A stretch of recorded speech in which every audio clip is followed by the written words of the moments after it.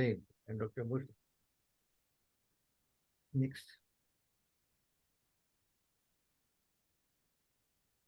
So today we are at webinar 141. Webinar series starts from 101.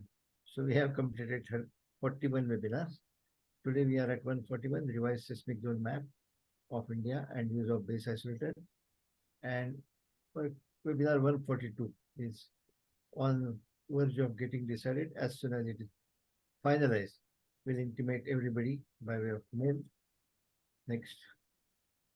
And let's talk about a TFC team. So apart from myself, our other directors and unit heads are the members who keep on contributing to a great extent.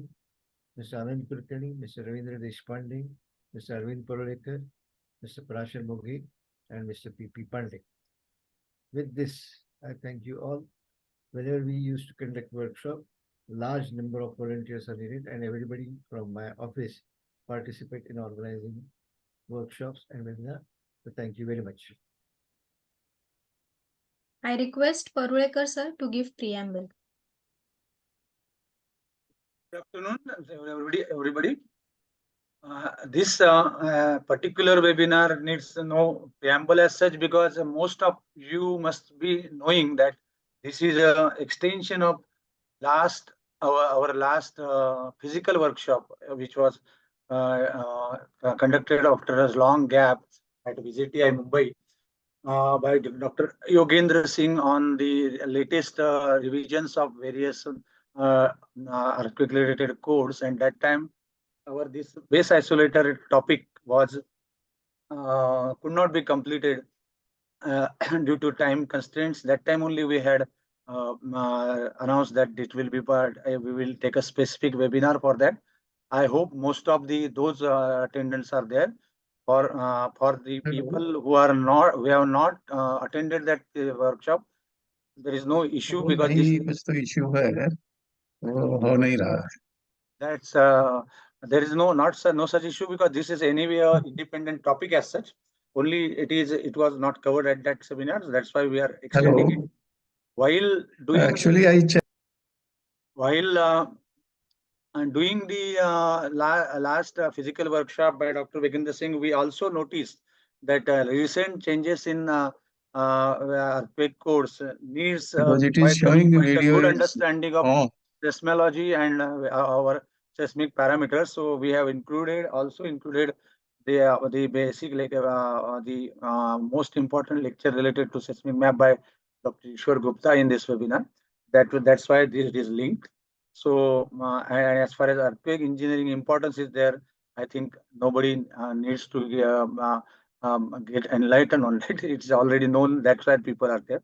So without wasting much time, I request, I'll just introduce Dr. Gupta and then ask him to proceed. Dr. Ishwar Gupta is the internationally recognized expert in the areas of earthquake engineering and engineering seismology, with over 40 years of professional and research experience. With MSc, basically MSc in physics from the University of Delhi, and MSc in earthquake engineering from University of Southern California in 1985, PhD from Pune University in 1987, and started his professional career as research officer at CWPRS in Pune, and rose to the position of director in 2009. After retirement from CWPRS in September 2003, he was working as visiting professor at University of Department of Earthquake Engineering at Roorkee. Currently, was serving as an independent researcher and consultant. His major areas of expertise include strong motion seismology, probabilistic seismic hazard analysis, seismic microzoning, dynamic response analysis of gravity dams, seismic surveillance of river valley projects, and reservoir triggered seismicity. He has made significant research contribution in these areas and have authored more than 145 papers and guided 8 PhD dissertations. He has also carried out more than 100 project-specific studies. Dr. Gupta has been also contributing to the cause of several technical committees, expert groups, and dam safety review panels. He is a member of National Committee on Seismic Design Parameters and the Earthquake Engineering Sectional Committee CD 39 of BIS for almost 3 decades. I now request Dr. Gupta to start his presentation. Unfortunately, we are not having his video. He is not able to just start his video. but he's there. I request him to start his presentation.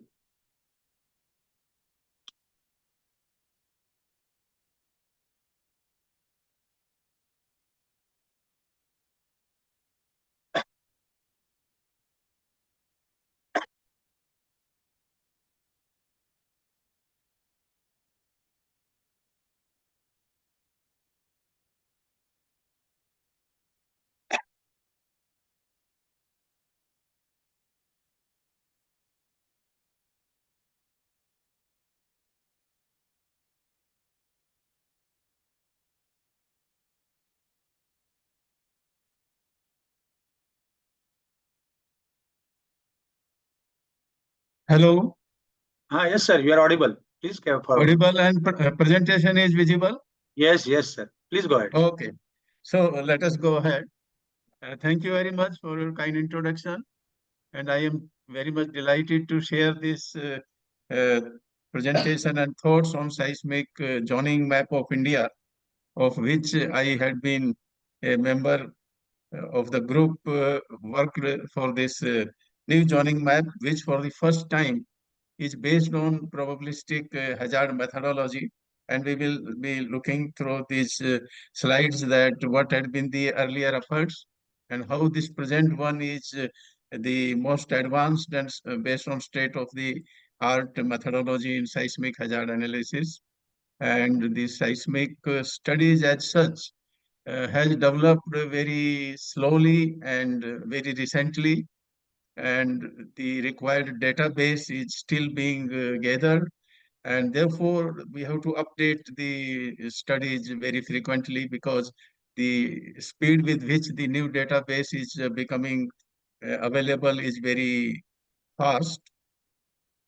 So, okay.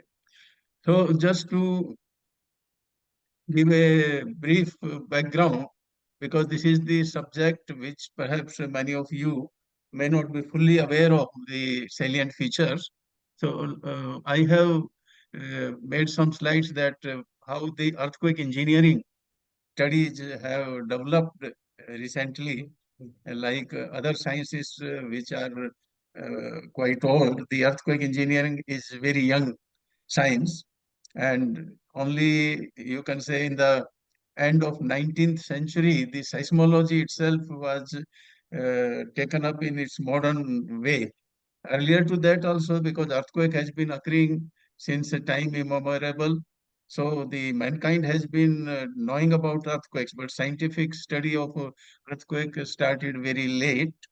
And in the last decade of 19th century, the first recording instruments were developed. So that can be considered the real beginning of the seismology. When because without data, no science can develop. And the data collections in seismology started on the last decade of the 19th century. Then, as the socioeconomic development took place, the earthquake risk and damage and loss of life increased, and therefore it was thought that how we can face the earthquakes.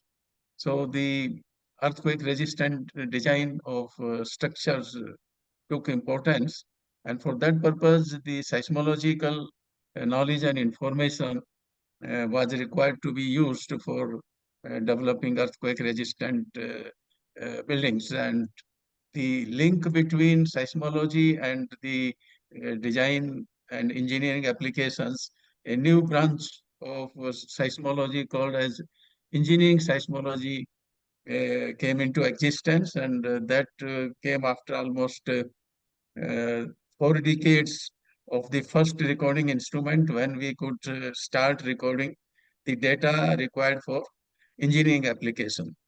So the main interest of seismological data were to know about earthquakes, what was the size of an earthquake, where it has occurred.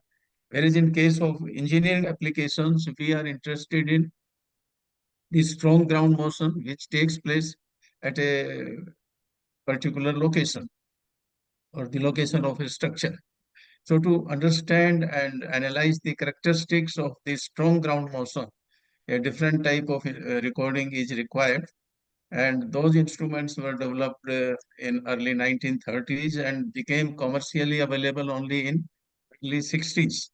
And since then, only such data had started being collected. And these instruments slowly were, placed in different parts of the world. And only recent years, more of such instruments have been installed, and such data has become available, where we can develop the guidelines and relationships required for engineering application. And once the characteristics of the ground motion were understood, then came into exist the earthquake engineering, which is the engineering of knowing the effect of earthquakes on buildings and the ground. So there are basically two principal branches of earthquake engineering. One we call as structural dynamics, and the other is the geotechnical earthquake engineering, where we are more interested in knowing the response of the structures. And in fact, the both together forms the earthquake engineering, where because every structure has a foundation which is on ground, so the response of ground and the building has to be studied together. So earthquake engineering developed slowly when powerful computers became available, because these has to be modeled mathematically, and we have to calculate the behavior of the structures and the ground to earthquakes by modeling it mathematically, and problem becomes quite rigorous. So we need very speedy and powerful computers to solve such problems, which became available, say, only from 1960s. So the models for understanding the behavior of buildings and the ground has developed slowly. And today we are now having state-of-the-art developments in all these branches, and therefore we are able to think of earthquake-resistant design and new techniques and new methodologies on how to develop earthquake-resistant structures are being developed, and one of these will be the second part of this webinar, that base isolated structure. That is a new technique, because in a conventional manner, we cannot design the buildings or structures to be earthquake resistant. Beyond certain level of ground shaking, we have to come up with like base isolations or smart buildings, where we, can generate sort of opposing force within the building itself by sensing a given input earthquake. So these are the new techniques by which we can have safe structures to any intensity of earthquakes. Now, compared to the other sciences, particularly the pure sciences, there had been interest for several centuries, and big developments have taken place. The earthquake science has developed a bit slowly, and there are many regions which we can discuss in detail, but the scope of this lecture is not to go in so much detail. But one thing which has been not motivating to develop the earthquake science is that earthquake do not kill anybody straightway. It is only due to the collapse of buildings and damages caused by earthquake is the cause of the uh, loss of life. And until we had more of modern infrastructure, the hazard or risk due to earthquakes was not so critical. It is only when we have the modern, socio-economic development till the beginning of the 20th century onward, it has developed very fast. And then we have faced the need for developing earthquake resilient society, and all these developments had taken place. And beginning, as I told, that of earthquake resistant structures started sometimes in 1930s, when some damaging earthquake took place in different parts of the world. And already I told that the modern infrastructure and socio-economic development uh, was responsible to cause more of risk compared to the earlier days. So when the need was faced and a humble beginning was made in 1930s, I will tell how it then developed. And today, what we will be discussing is the the modern studies we have carried out and arrived at a zoning map for India for the first time. Now, there was a time when a lot of efforts and thrust was put on earthquake prediction, thinking that if we can predict earthquake, and it was believed that we can predict earthquakes, and by that we can save the lives. Of course, the loss of property couldn't be saved by earthquakes. If an earthquake happens and the our buildings and infrastructure is not designed to be earthquake resistant, even prediction cannot save those. But at least loss of lives can be saved by prediction. And a lot of studies all over the world were carried out from 1960s to almost 1980s for almost 20 years. But it was ultimately realized that earthquake cannot be predicted reliably. And out of 10 predictions, if only one is successful, then perhaps that may cause more damage than a not predicted earthquake. So then we have switched over from prediction. Our thrust has been to predict from prediction to have earthquake resilient constructions and society.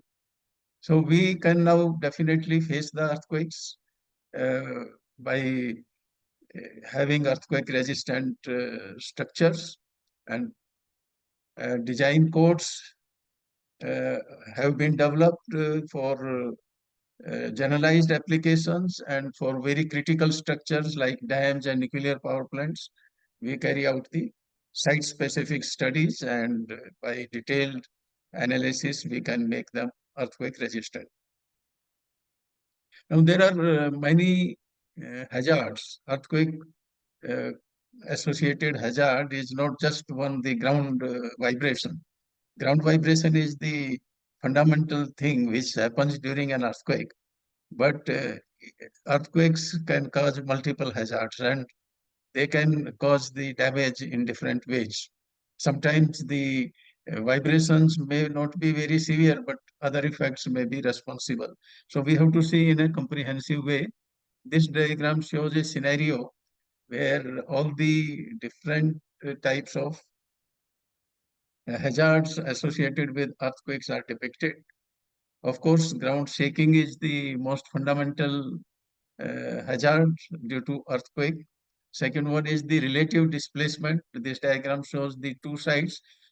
Site 1 is located on soft soil, whereas site 2 is located on sort of engineering bedrock site.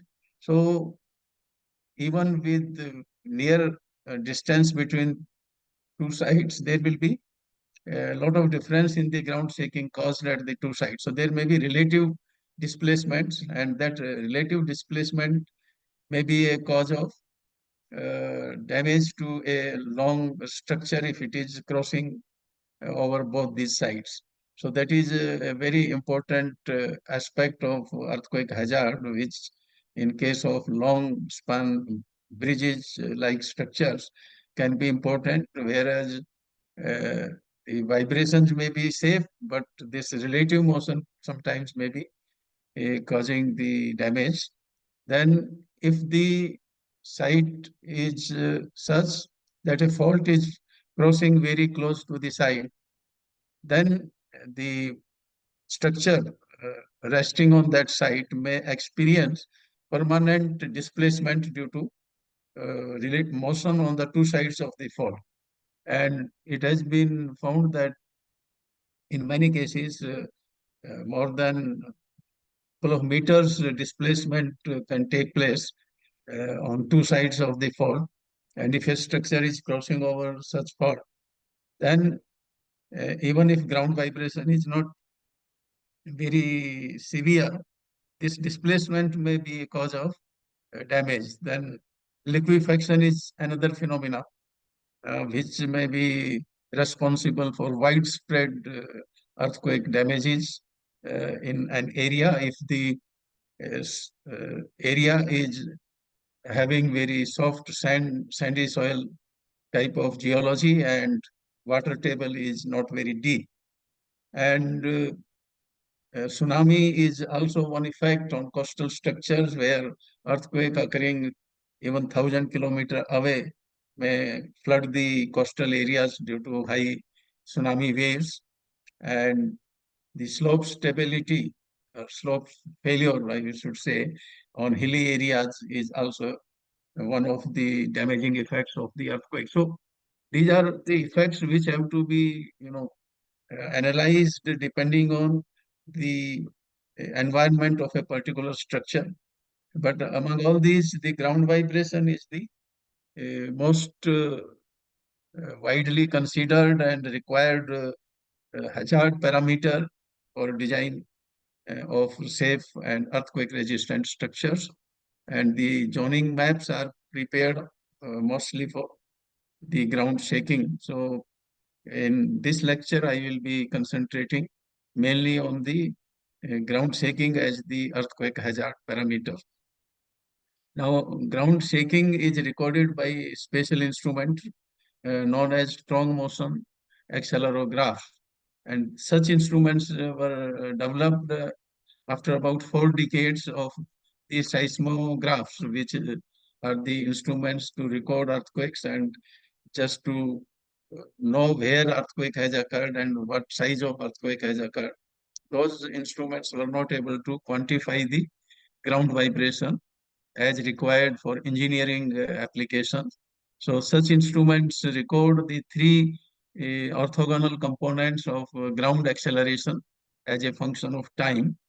So as the earthquake waves reaches a site, the ground vibrations initiates with small amplitudes and they progressively increase, and then there is a intense ground shaking portion known as strong motion portion of the ground shaking.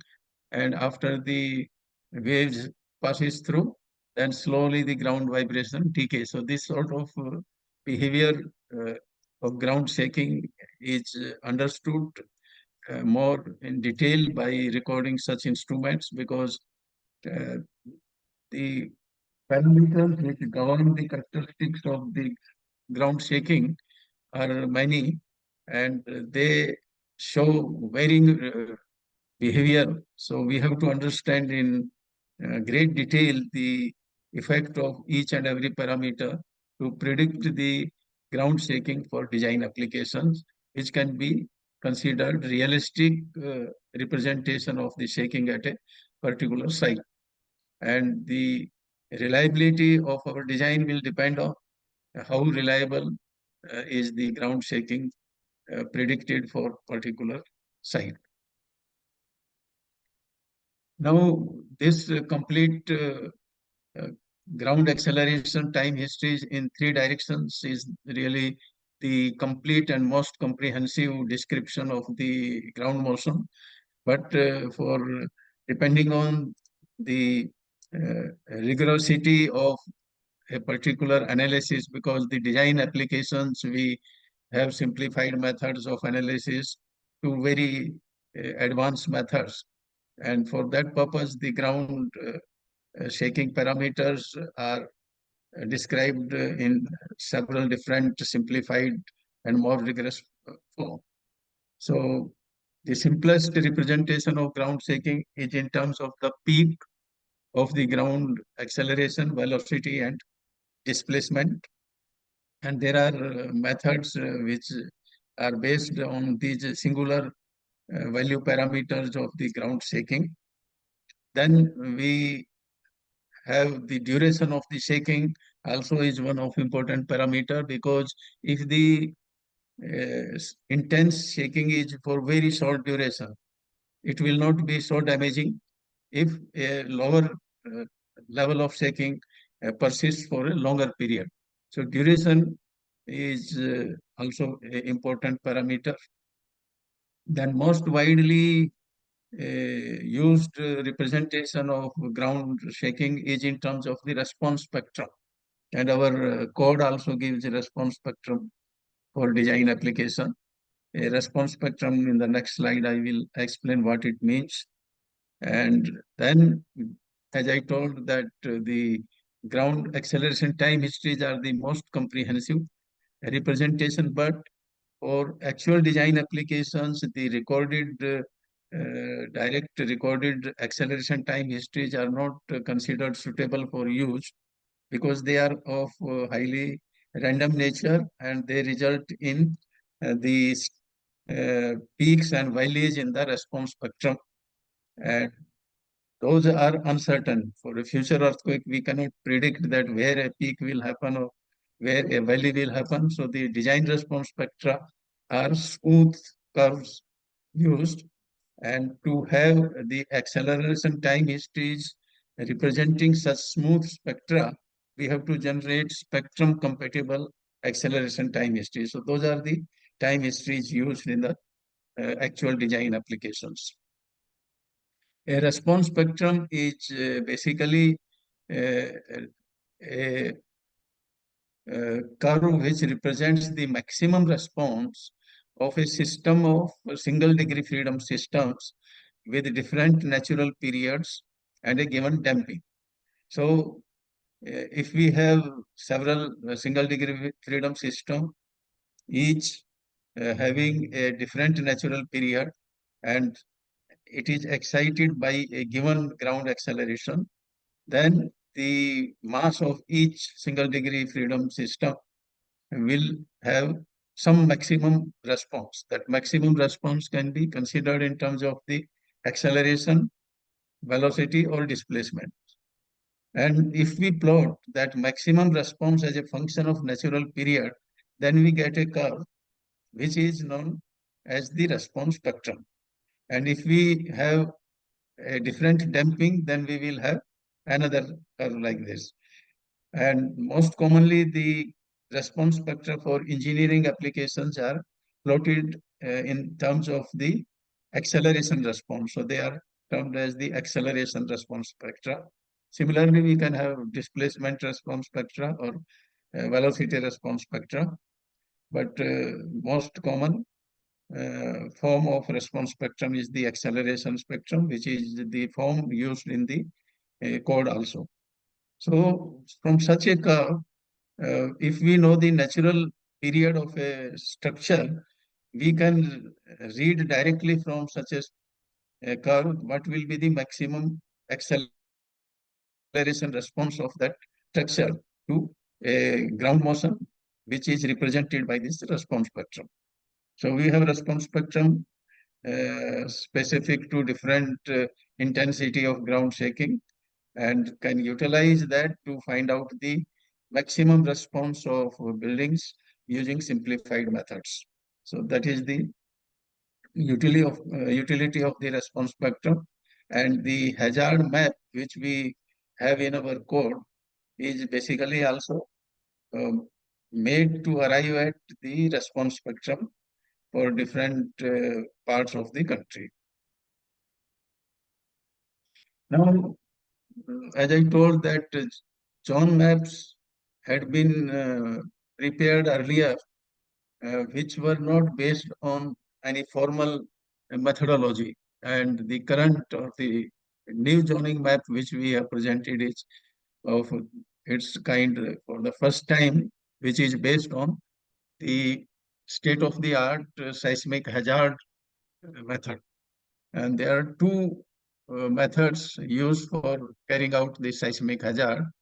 They are known as the deterministic seismic hazard analysis method, DSHA, and the probabilistic seismic hazard analysis method, that is a PSHA. So these are the two methods. PSHA is the method which came into existence long before the PSHA method came into existence. And PSHA method has come into more of practice very recently because the PSHA method requires much more data and information compared to the DSHA method. And such data had not become available earlier. So the application of PSHA method had been of academic interest only. But for last 2 decades, the PSHA method has become a state-of-the-art methodology for hazard analysis, and DSHA method is in fact gone somewhat in the background. DSHA method is very simple to understand. In fact, we call it method, but it came up as a practice. There is no documentation where we can credit any one particular person that he is responsible for developing this method, whereas the PSHA method, we know that who is the pioneer in developing that method and who are the later people who contributed in advancing this method or improving this method. But this DSHA method is simply that we consider an earthquake scenario, and for that scenario, we estimate the ground motion at a particular site. And that scenario is also selected such that it should represent the maximum earthquake magnitude at the minimum possible distance from the site of interest where we want to have a structure. So this was a sort of, subjective decision where therefore we didn't need much of data, that based on expert judgment and sometimes based on the opinion among the stakeholders, that we decide a particular earthquake scenario and generate the ground motion using some empirical prediction equations and use it for the design. So that is the deterministic method. So it is not a method as such. Whereas the probabilistic hazard analysis method considers the actual scenario of earthquakes where in a given region, earthquakes varying in magnitude and at different locations occur, because earthquakes are not occurring just one maximum magnitude at nearest distance, because earthquakes are randomly occurring at all locations in an area, and the earthquakes up to long distance can affect a given site. So we simulate the ground motion as if we are observing the earthquakes from different locations for a long time, and then we find out a sort of enveloping ground motion, means the motion which is not expected to exceed in a given span of time known as a return period due to any of the expected earthquakes uh, which can occur in the region around the site. So this is the methodology which we have utilized for generating or developing the new zone map of India. Just to conceptually explain the probabilistic method, because it is basically we are trying to simulate the situation where earthquakes are occurring at different locations over a long span of time. So first of all, we have to identify the earthquake sources in the region of the site of interest. And there may be different sources like faults, or where the faults are not well known and the seismicity is diffused over a wide area. We can also have an area type of seismic source. So all the sources within, say, area of about 300 kilometer around the site of interest are identified. That is the first step in the probabilistic seismic hazard analysis. Then for each source, we define the seismicity, that what seismicity may be expected to occur within each of the identified sources. Now, seismicity is defined by the occurrence rate of earthquakes of different magnitudes between a minimum up to the maximum magnitude, which will be specific to the each source. And to model this, we utilize the available past earthquake data to develop a relation known as the earthquake recurrence model, which represents the cumulative occurrence rate of earthquakes above different cutoff magnitude as a function of the magnitude, and from that we can estimate the occurrence rate of earthquakes of different magnitude. That is the second input required in the PSHM.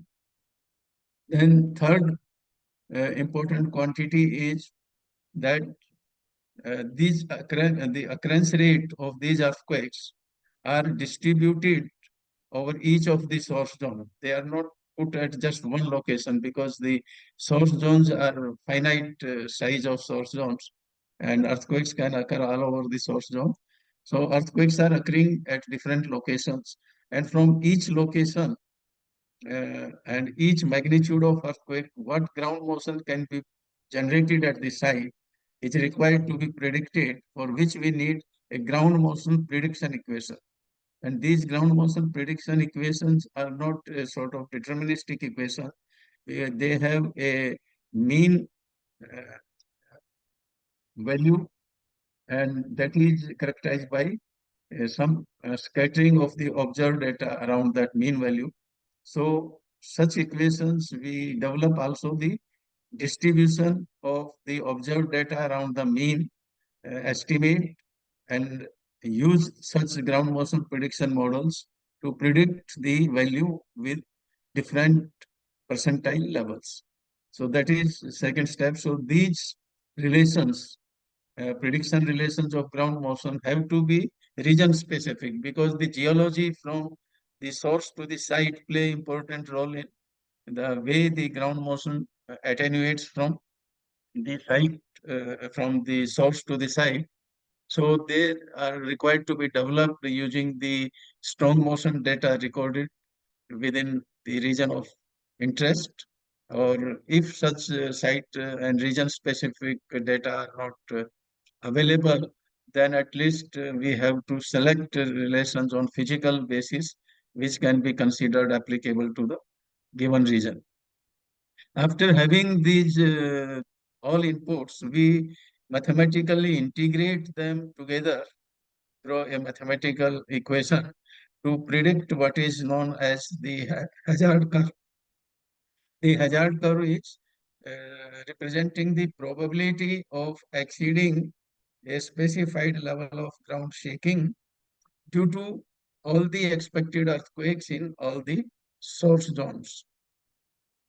And from that, we can then determine the shaking level for a desired probability of occurrence in a given exposure period, which can be the life period of a building. For example, if you consider 50 years as the life of a building, or say 100 years in case of, say, dams.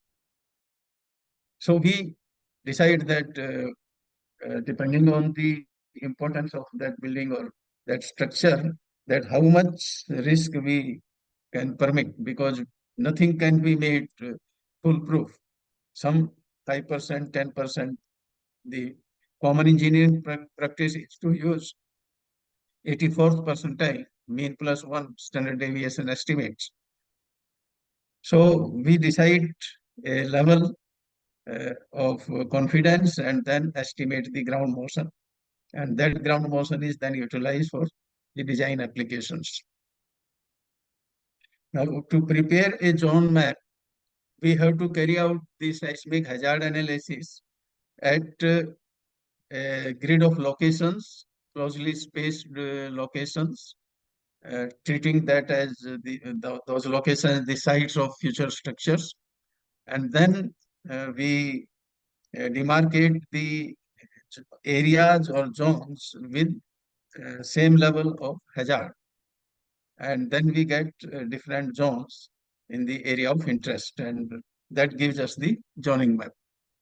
Zoning map can be prepared on macro or micro scale. So what we have in the code, we have a zone map for the entire country, which is very big area. So the resolution cannot be kept very small. So such maps are known as macro zoning map. But if we prepare map of a city itself. Such maps are prepared on much finer resolution, and in that case, those maps are called as microzoning maps. And such microzoning maps are also being prepared for some of the cities in India, and the purpose and applications of those microzoning maps are different than the macrozoning map.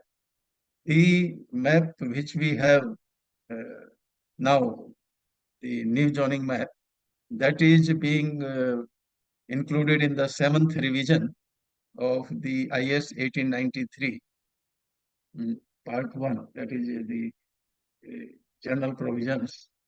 And prior to this, these 6 revisions had included the zoning maps, which were based more or less on subjective observed data and subjective decisions taken. So before I describe what are the major steps taken and what are database used to arrive at this zoning map, a brief review on what the earlier maps had been and how they were prepared, so that we can appreciate that the new zoning map is really based on a very rigorous scientific study, and we can impose good confidence in this map.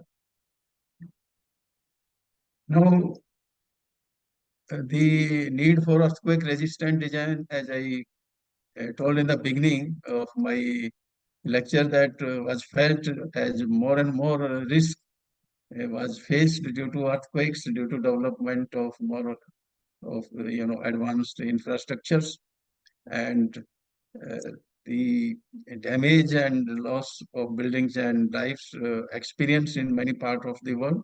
Simultaneously, the efforts of developing codes for earthquake-resistant design started in the beginning of 20th century in Italy, Japan, and US.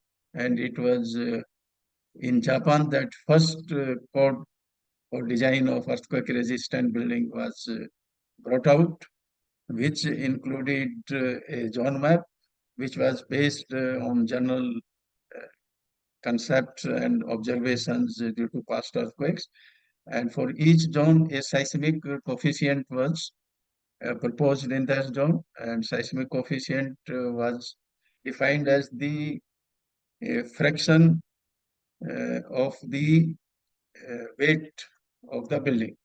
So that if you multiply that seismic coefficient with the weight of the building, you get the earthquake load or force acting on that particular building, and you design for that forces. So that was the simple concept, and that concept still persists because the seismic coefficient method is used for the simplified design of buildings.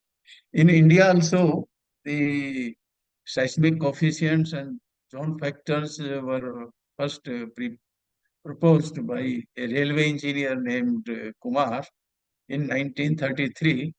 There was an earthquake at Mach, which is now an area in Pakistan, which caused a lot of destruction to the buildings.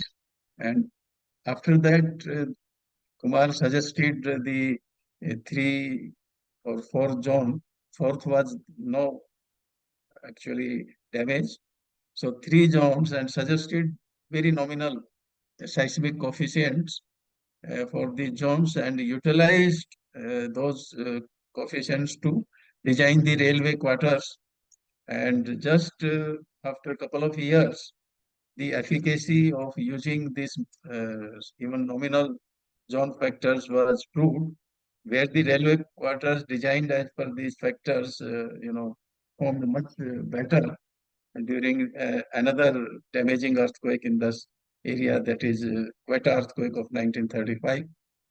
And so this shows that though we are utilizing the simplified method with highly reduced coefficients, they help guarantee the safety of the structures against destructive earthquakes. In India, the first zone map by Bureau of Standards published in 1962. In fact, this code itself was brought out in 1962 for the first time, which included a zone map and the seismic coefficients. Prior to that, some individuals have attempted proposing zone maps for India, but they were not formally adopted. So it was only in 1962, and some of the people who proposed these individual maps were the members in that committee which drafted this code. So 1962, then since then the code has been revised, as I told, several times. The first revision came in 1966 itself, then 1970 and 2002. And the current is the 2024 now, you can say, because the code has to, though it is ready, but it is still to be brought out and made public. So that is the sort of fourth revision as such, we can say. So the first zoning map was based on principally on 4 destructive earthquakes and some historical earthquakes about which some description of the damages were available. So these 4 maps were earthquakes were the 1905 Kangra earthquake, which took place here. Then 1934 Bihar Nepal earthquake. 1897 there was a destructive earthquake in Shillong area, and the fourth one was the 1950 earthquake in Arunachal Himalayas. So these 4 earthquakes, we had the surveys, the damages were spread how much and up to what distance.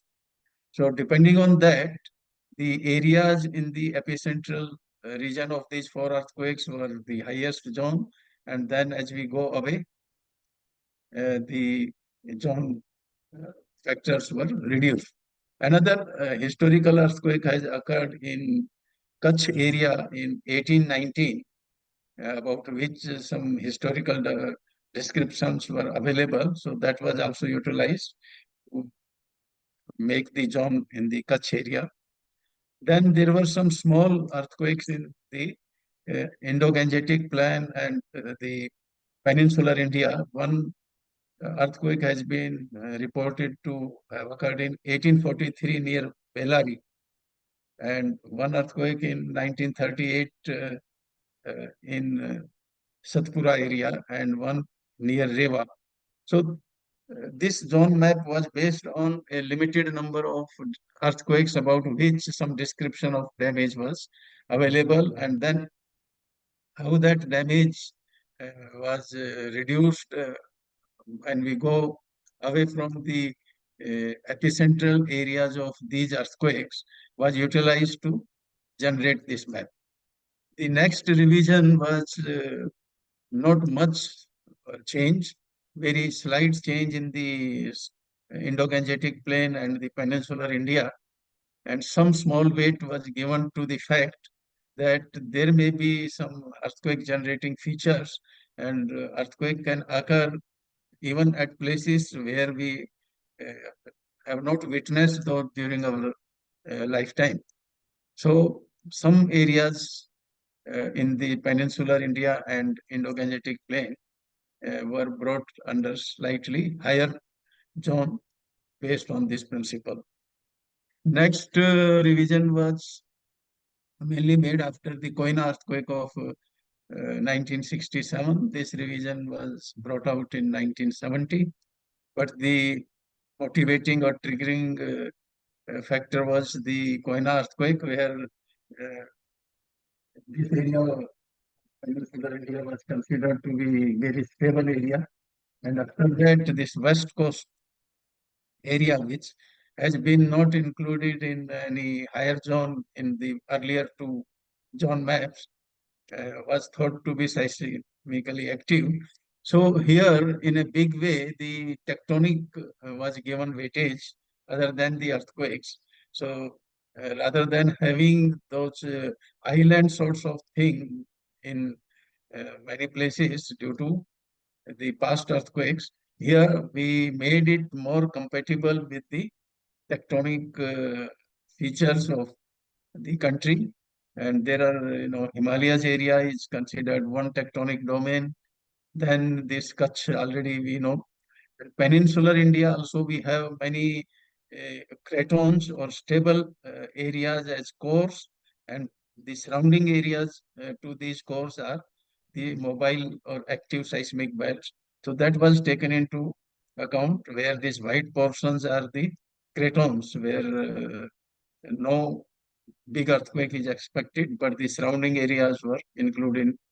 So these were all based on qualitative considerations, either on the observations of damage due to past earthquakes or the tectonic features. No hazard analysis or methodology was included.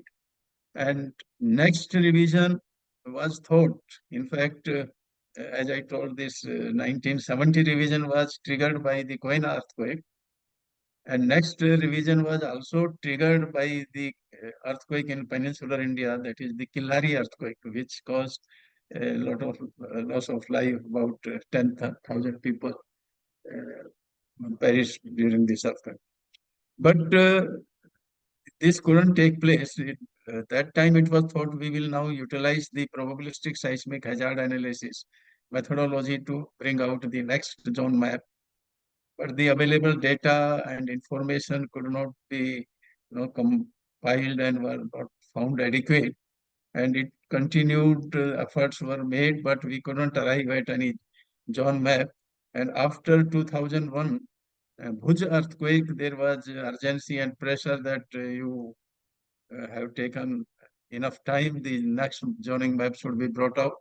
So an ad hoc basis, a zone map was brought out in 2002, where again no methodology could be applied. The simple thing was done that zone 1 was abolished and the parts of zone 1 were merged with zone 2. So we upgraded zone 1 to zone 2. That was the main revision.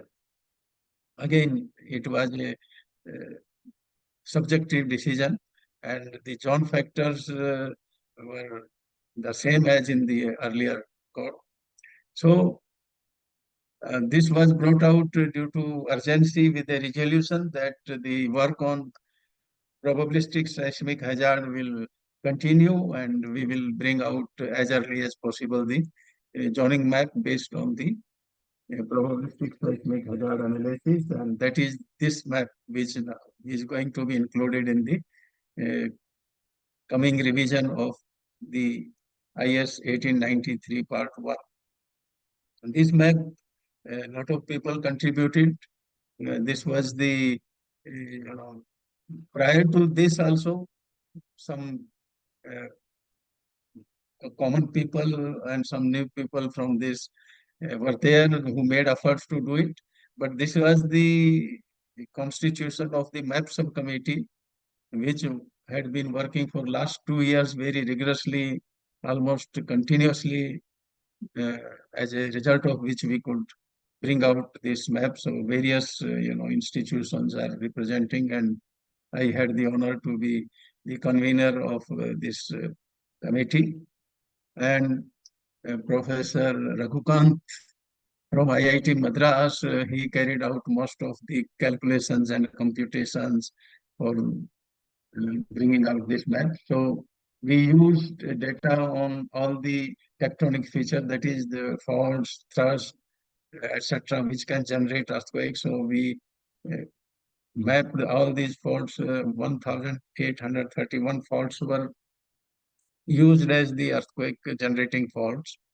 And we compiled a big database on all past earthquakes from various published sources. So 68,000 earthquake events were collected. So that was the one database on the seismicity and tectonics utilized for this purpose. Based on that, we identified the seismic sources. As I told, that the first step in probabilistic seismic hazard analysis is to identify the seismic sources. So 33 seismic sources were identified. And for each of the seismic source, we developed a recurrence model which represents the cumulative occurrence rate of different magnitudes of earthquakes.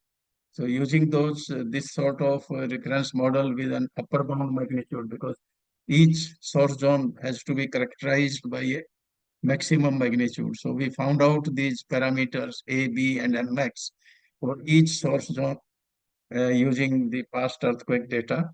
And these are these recurrence models for all the 33 source zones. So we see that they vary widely because the Mx vary widely from source zone to source zone, and the occurrence rates also vary widely. So it is very region-specific exercise.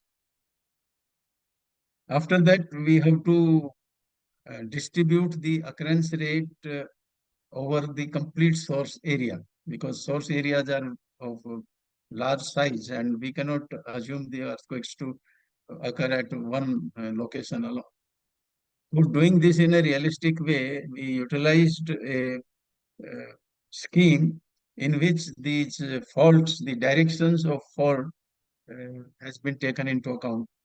The conventional practice is that we distribute the occurrence rate uniformly over the complete area of each source zone.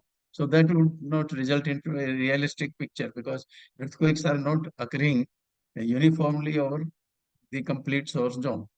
They occur more closer to the faults or any other major tectonic feature. So the locations of the faults and their alignment was given due weightage, and we distributed these rates by taking those into account. So this resulted into a quite heterogeneous picture, which resembled very closely with the occurrence of the past earthquakes.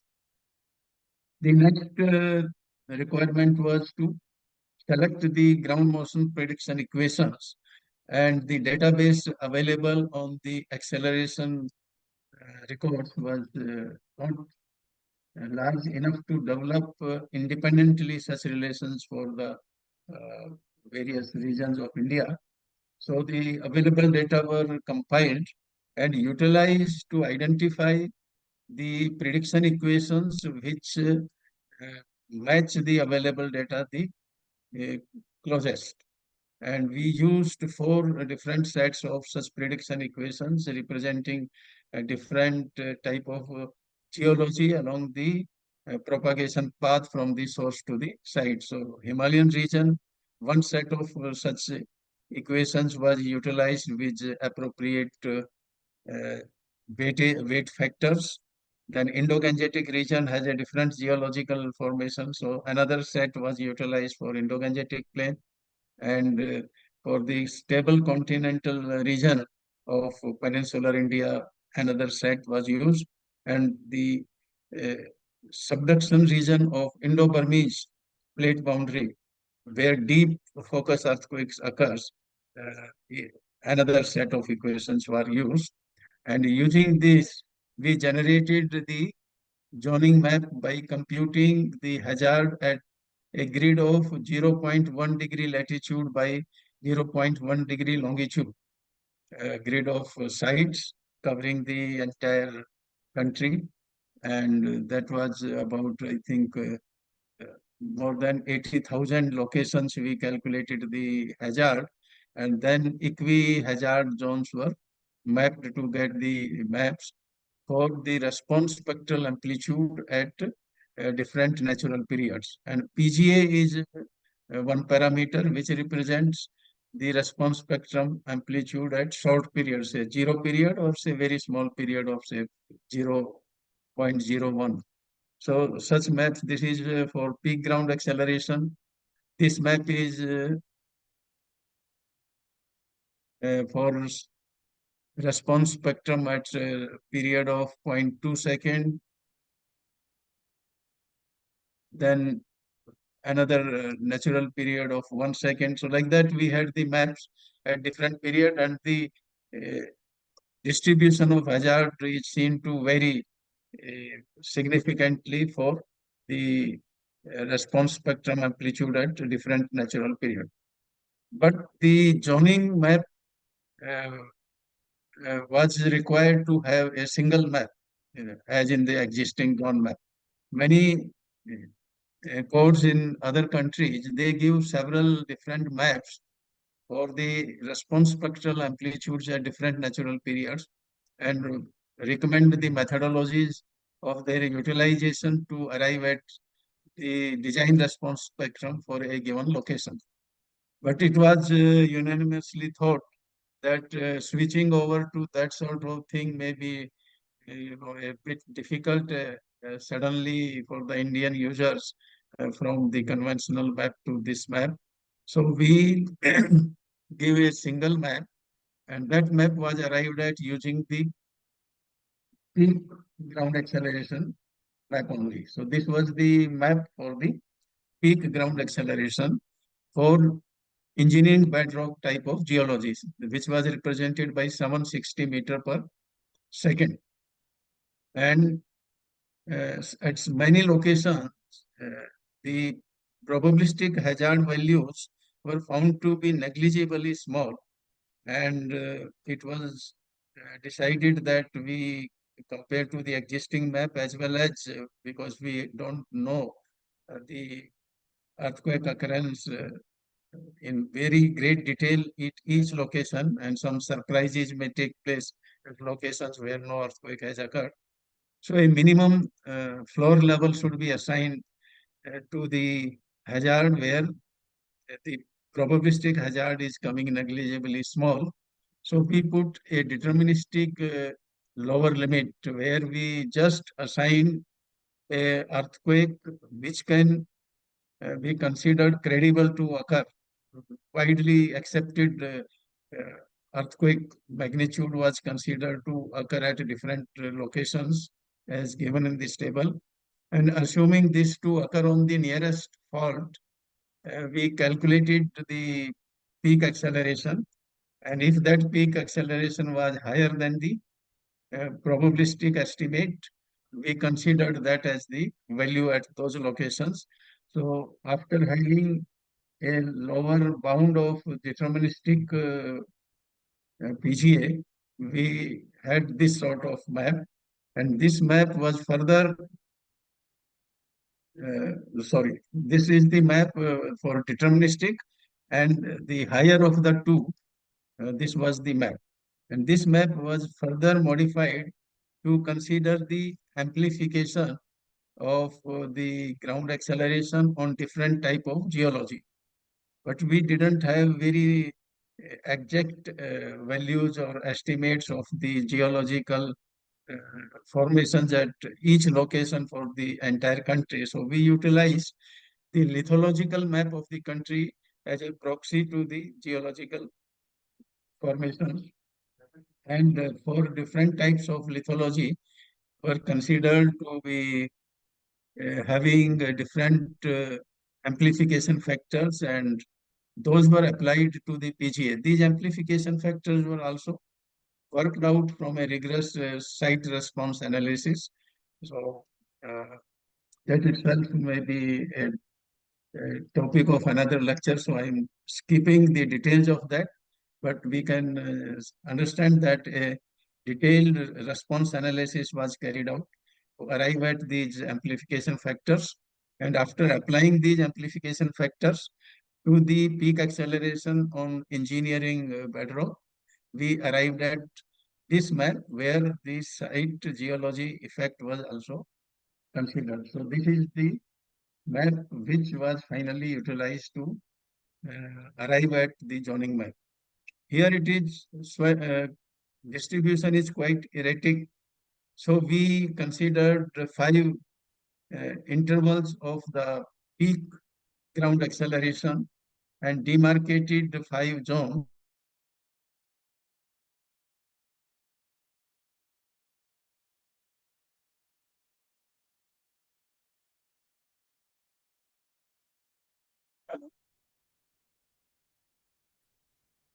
In Now we should. a given zone also. So we smoothed out in a judicious way these small inliers or outliers and came out with a sort of somewhat smoother zoning map where those small, this noise sort of presents or smoothed out. So this is the map which I showed that we are going to include in that. And this dashed line shows the current existing map. So there are, significant changes in these boundaries of the zone.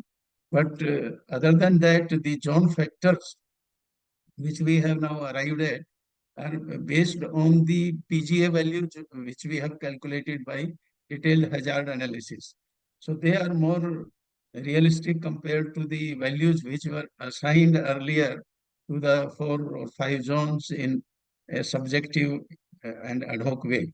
So these are the, zone factors, and the zone factors in the existing map are shown here. So there is a significant enhancement in the zone factors because we have carried out the detailed hazard analysis by considering the actual seismicity. So this is the main, difference from the original map, that the zone factors are now based on a rigorous mathematical calculation by taking into account all the inputs which are responsible or which control the ground motion intensity at a given site. So the zoning map which we have shown here has been generated for a return period of 2475 years. That represents 2% probability of accidents in 50 years. So another change in the current code is that we are now switching over from the concept of importance factor to the return period. Currently, depending on the importance of structures, we assign some subjective importance factors. In place of that, we have made it more quantitative, and we assign return periods as the importance factor to different types of structures. And next slide, I will show that what sort of return periods have been proposed for different type of structure. So we find out the zone factor for that return period and utilize that to find out the seismic coefficient for that structure in a given zone. So for that purpose, we needed the zone factors for different return periods from the factors which are given only for 2475 years. So we developed a empirical relation for this purpose by carrying out the actual detailed calculations at all the sites in the country. And from this formula, we can find out the return period for any desired, this zone factor for any desired return period in any given zone. So these are the zone factors. So this is what is given in the map, zone map. And from that, if we want for any lower or higher return period in a given zone, we can utilize this formula to find out the zone factors. And now the concept is that the return periods for different categories of structures to be utilized are suggested like this, and the respective parts of the code for those different structures, more classification of the structures has been given. But there are two categories. One is the strength design and serviceability design. The return period have been suggested. So we find out the zone factor for the return period and utilize that zone factor to arrive at the seismic coefficient. So this is the existing formula in which the importance factor was utilized. And from that, the new zone map, we have this formula to get the seismic coefficient, where ZTRP is the zone factor for the return period for a given category of structure. R is the reduction factor as earlier, and SA by G is the spectral amplitude at the natural period of the structure. And here another importance factor, this is not the same importance factor. This is a importance factor within same category of structure, if we want to give somewhat slightly more importance to a particular structure in a given category, then we can apply a small scaling factor, which has to be very close to 1. Say 5%, 10% increase if we decide to give, that can be applied, but otherwise in most of the cases it is to be taken as 1. And this response spectra has been also given, and we carried out rigorous analysis, and from that we found that the current response spectra, which are already given in the code, they are quite okay. So after very detailed analysis, we adopted the spectra which are already given, but one advancement we have made is now that the vertical spectra and the spectra for different damping values are estimated more realistically using frequency dependent scaling factors. So this map gives finally a picture in which the ratio of the seismic coefficient from the existing code to the proposed new code. And in some cases, the coefficient has increased considerably, but that is what is considered more realistic in those areas, because they are highly seismic areas where very large earthquakes can be expected. But in other areas where very large earthquakes are not expected, the enhancement is not so large, and even if they look large, the revision of the subsequent or respective parts of the code, the design philosophy and the safety criteria perhaps will be taking care of some of these apparently large values. So that is the final picture. So with this, I come to an end of this presentation quickly, and we can take up now the questions if Thank you, time Dr. permits. Thank you, Dr. Gupta, for the comprehensive understanding of seismology and seismic zone to us engineers, structural engineers, which we are definitely not aware of many things. And obviously, and also some interesting historical facts, which are quite interesting. We'll now take questions for around 10 minutes. Participants are requested to put them in question and answer. We'll take select questions. Before starting that, I would like to ask one question to Dr. Gupta. We have been hearing about the microseismic microzonation for quite some time. So is it something similar, parallel, or some different thing we are expecting? It is very similar, sir. Yeah, okay. Methodology is also similar. The basic difference is that when we do microzoning, we have a small area of a city, and the site condition is mapped accurately by experiment carried out throughout the city. So Okay. what is the shear wave velocity and the amplification effects are then modeled accurately.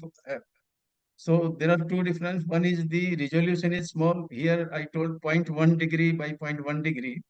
In case of microzoning, we take about say 100 meter by 100 meter or 200 meter by 200 meter grid. And at each grid point, the site amplification is modeled based on the actual site condition obtained by experimental investigations. Is it expected for at least some major cities in near future? Or? Yeah, I heard that about 30 odd cities have been identified for which such studies are already going on. Okay. We'll take the questions now. One is from Nirja. How are the fault lines determined? These are based on geological field studies, Landsat imageries, and sometimes, when big earthquakes or some past seismicity has occurred, then those locations are in detail investigated. So basically, this is the information generated by geologists. So this Geological Survey of India has already mapped most of these fault lines which I have shown. There is a tectonic map of India published by Geological Survey of India, which has mapped most of these fault lines. And then some of the research publications and reports of some limited areas also have mapped some of these faults. So from that literature survey, we have collected, and one big program by Ministry of Earth Sciences is going on at present, where in the Himalayan foothills, the active faults are being mapped. Thank you, sir. So new faults, keep on identified. For example, this Kilari earthquake, when occurred, no fault was mapped earlier. But once that has occurred, the entire area was surveyed and some faults have been mapped. Thank you. Next question is about what about the PGA values to be used for nuclear power plants, as they generally carry out all site-specific investigations around site and develop site-specific spectrum. Yeah. So that In fact, the table which I have shown, the categories of buildings or structures, we use different return periods. And for nuclear power plant, we have left that to be decided by the concerned regulatory agencies. So AERB is the agency, Atomic Energy Regulatory Board, which approves the design parameters for nuclear power plant. So nuclear power plant, we take at least 10,000 year return period to estimate the PGA. And site-specific studies are carried out where detailed investigations are carried out to map the faults which may not be available on regional scale.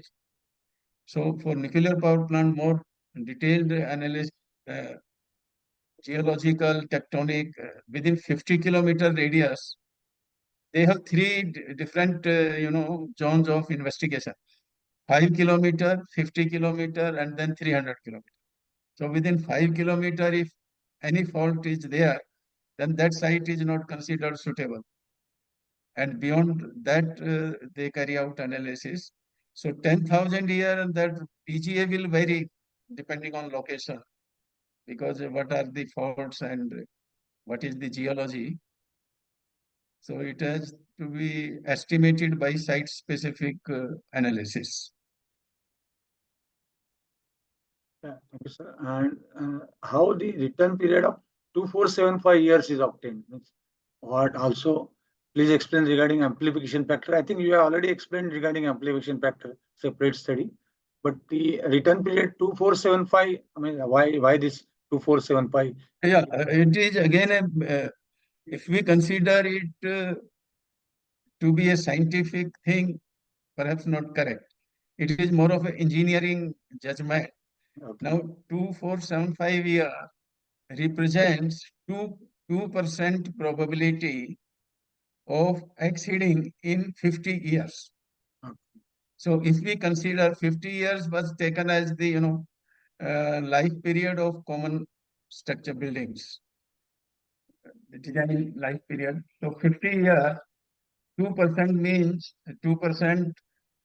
So out of 100 cases, only in 2 cases that estimate may be increased or may be overshooted. So in 98%, as I told now, we cannot make 100% safe. So some, small risk has to be permitted, as unknowingly we are living in our day-to-day life also with some risk. We cannot make anything to be 100% safe.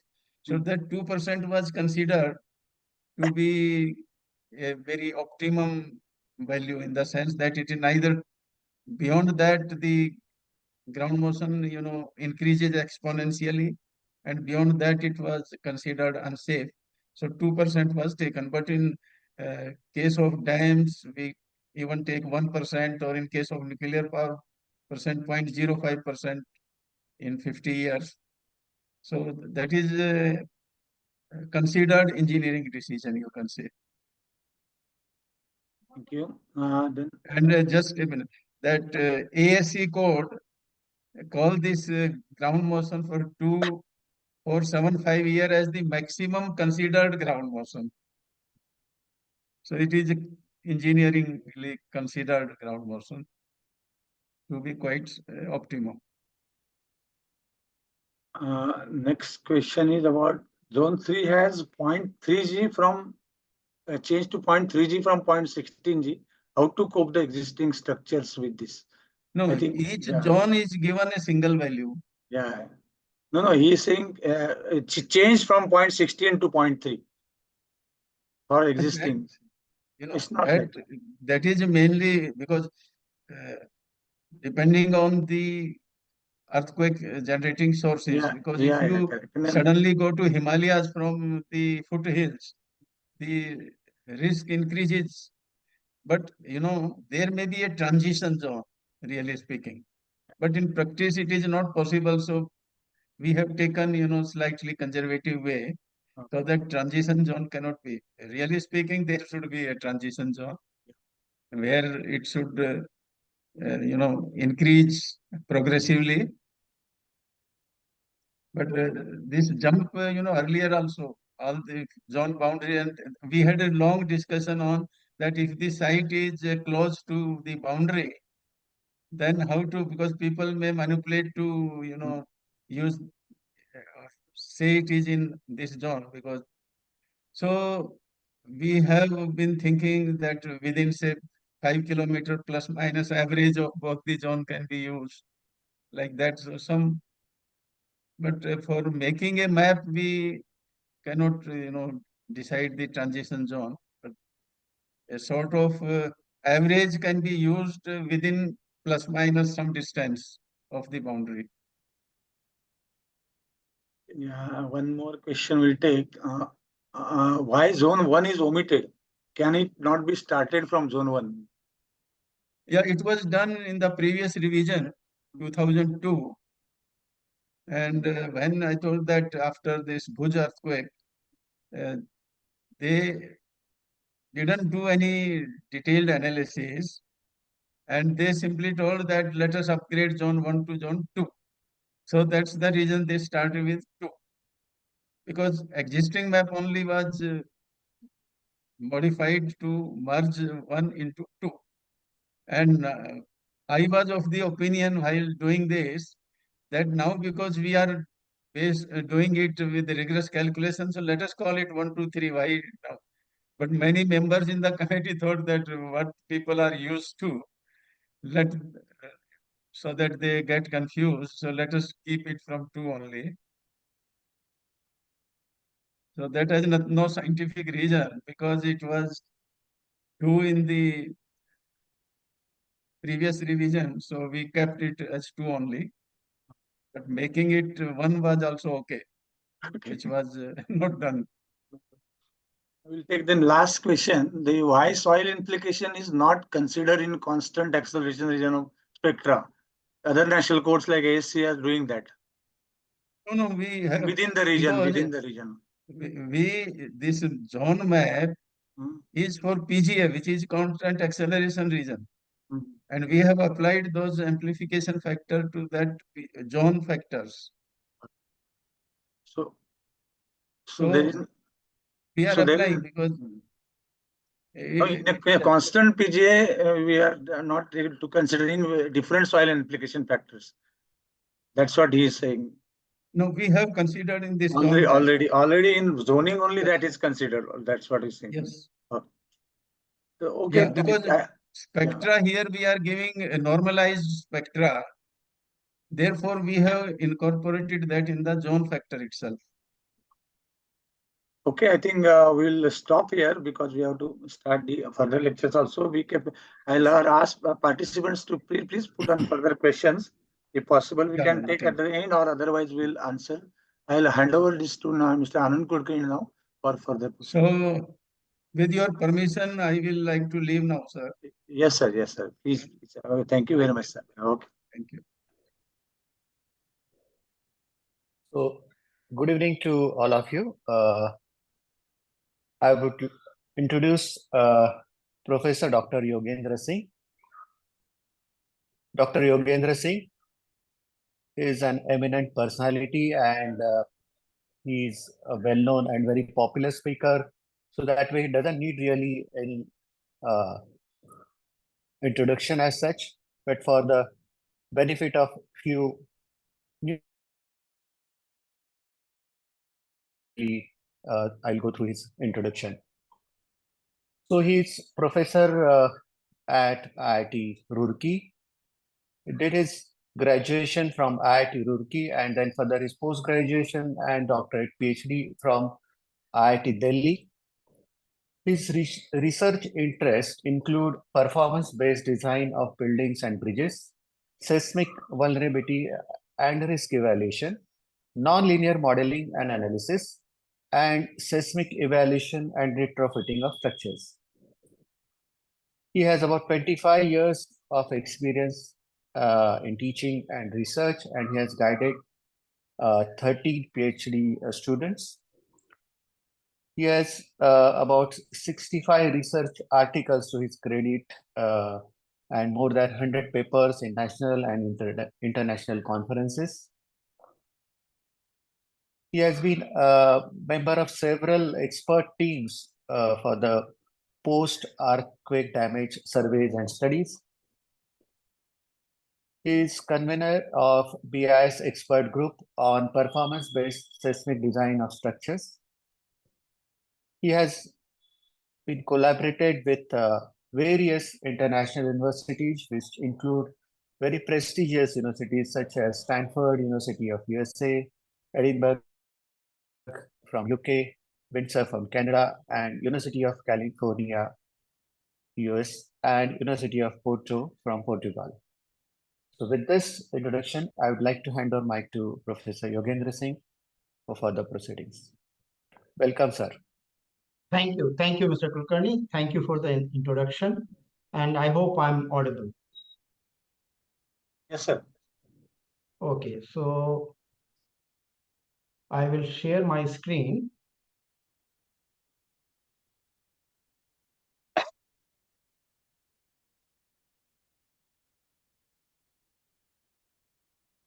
I hope my screen is visible. Yes, sir. Okay, so as in the beginning, Mr. Parulekar clarified that it is continuation of our earlier workshop, an offline workshop after the first offline workshop after COVID-19. So we talked about different code revisions, and base isolation code is also one of those codes, IS 1893 part 6, which has been recently, actually it has not been revised, it has come, first time it has been developed. So we thought of covering this also, but because of the lack of time, we could not complete it there in Bombay, so we are doing it now.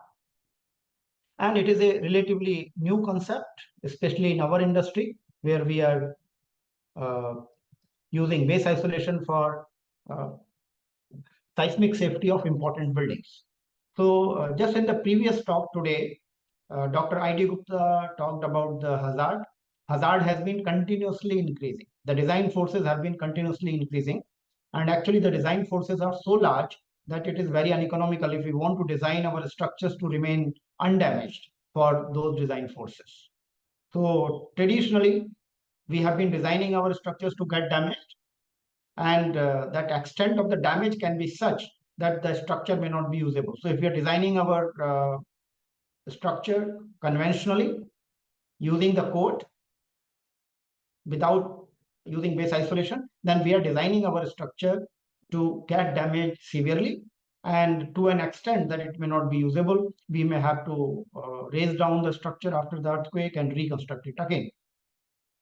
Now, this type of design may be acceptable for normal buildings, but for important buildings like hospitals and other important buildings, this design methodology may not be acceptable.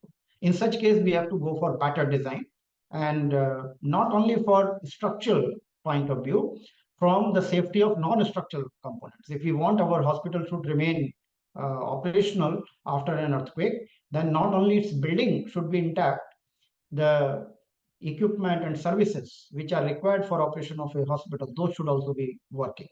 So that cannot be achieved without base isolation. So we can design our structure to have very high strength, to remain elastic during earthquake. That is possible. At least technically it is possible. Economically it may be quite costly, but still design is possible. But in that case, our acceleration of the structure at floor level, that will increase. And due to that increased acceleration, the non-structural components and services, those may not be operational after the earthquake. So base isolation provides, we will discuss in this talk, base isolation provides us this opportunity that we can control the performance of the structure as well as non-structural components, especially those which are sensitive to floor acceleration. So this is what an earthquake looks like, and I don't know how I can remove this. This strip is okay. I will try to minimize the hindrance. So this is a typical earthquake record, and in case of base isolation, we are using the characteristics of this record. So what are the characteristics of a typical ground motion? So there are three characteristics of a ground motion, three major characteristics which we take into account in our design. One is the amplitude of shaking.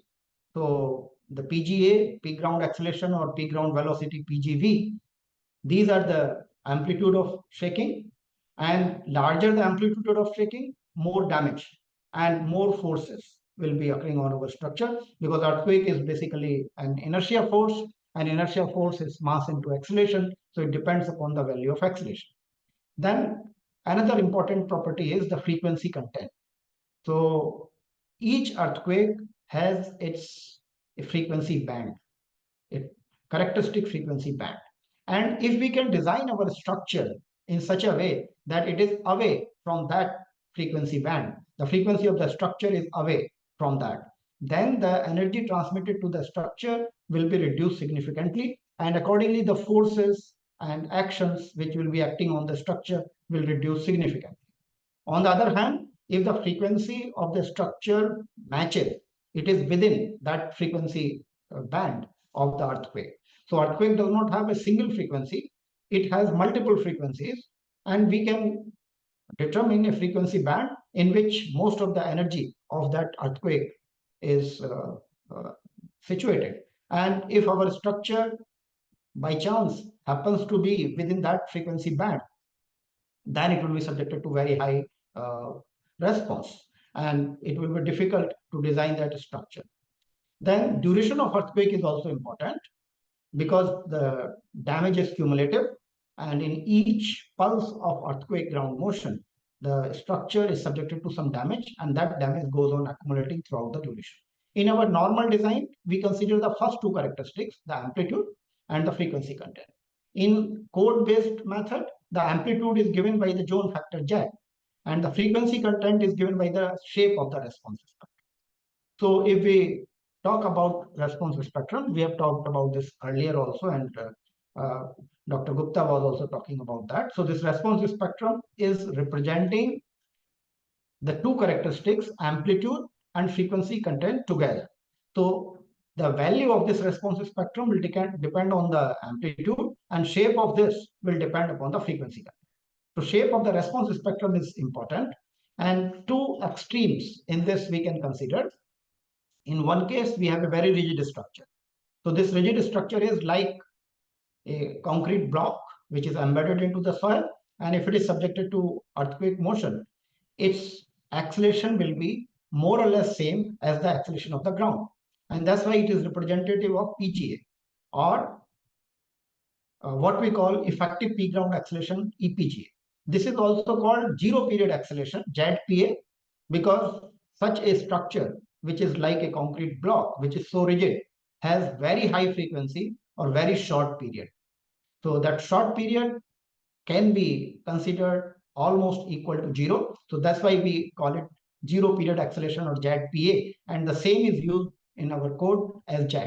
So the Z value in the existing code as well as the new code which is yet to come, which Dr. Gupta was talking about, the Z value which corresponds to different return period, actually it is representing the PGA of the ground in some sense. So it is not exactly PGA which we obtained from the ground motion, but sort of average PGA, which we call zero period acceleration or effective peak ground acceleration, and it is given by Joule factor. Another extreme of our structures is when the structure is very, very flexible. So when the structure is very, very flexible, so we can see that due to inertia force, the mass will try to remain in its position, whereas the ground will move. In that case, the deformation which will occur in the columns and walls of the structure, that will be equal to the movement of the ground, because the mass will try to remain in its position, and all the deformation or the movement of the ground will be translated into the deformation in our structure. So the relative displacement with respect to ground will be same as the displacement of the ground. So these are the two extreme conditions, and we can see that as the stiffness goes on reducing, the acceleration goes on reducing. So here we see with period, if we look at the plot, this is for a single earthquake. So it is not smooth because it is not what is given in the code. It is for El Centro earthquake. So we see that initially the acceleration increases, although the shape of this response spectrum is quite zigzag, but we can see that the acceleration of the single degree freedom system first increases with the period, then in a range it is constant, and then it reduces significantly.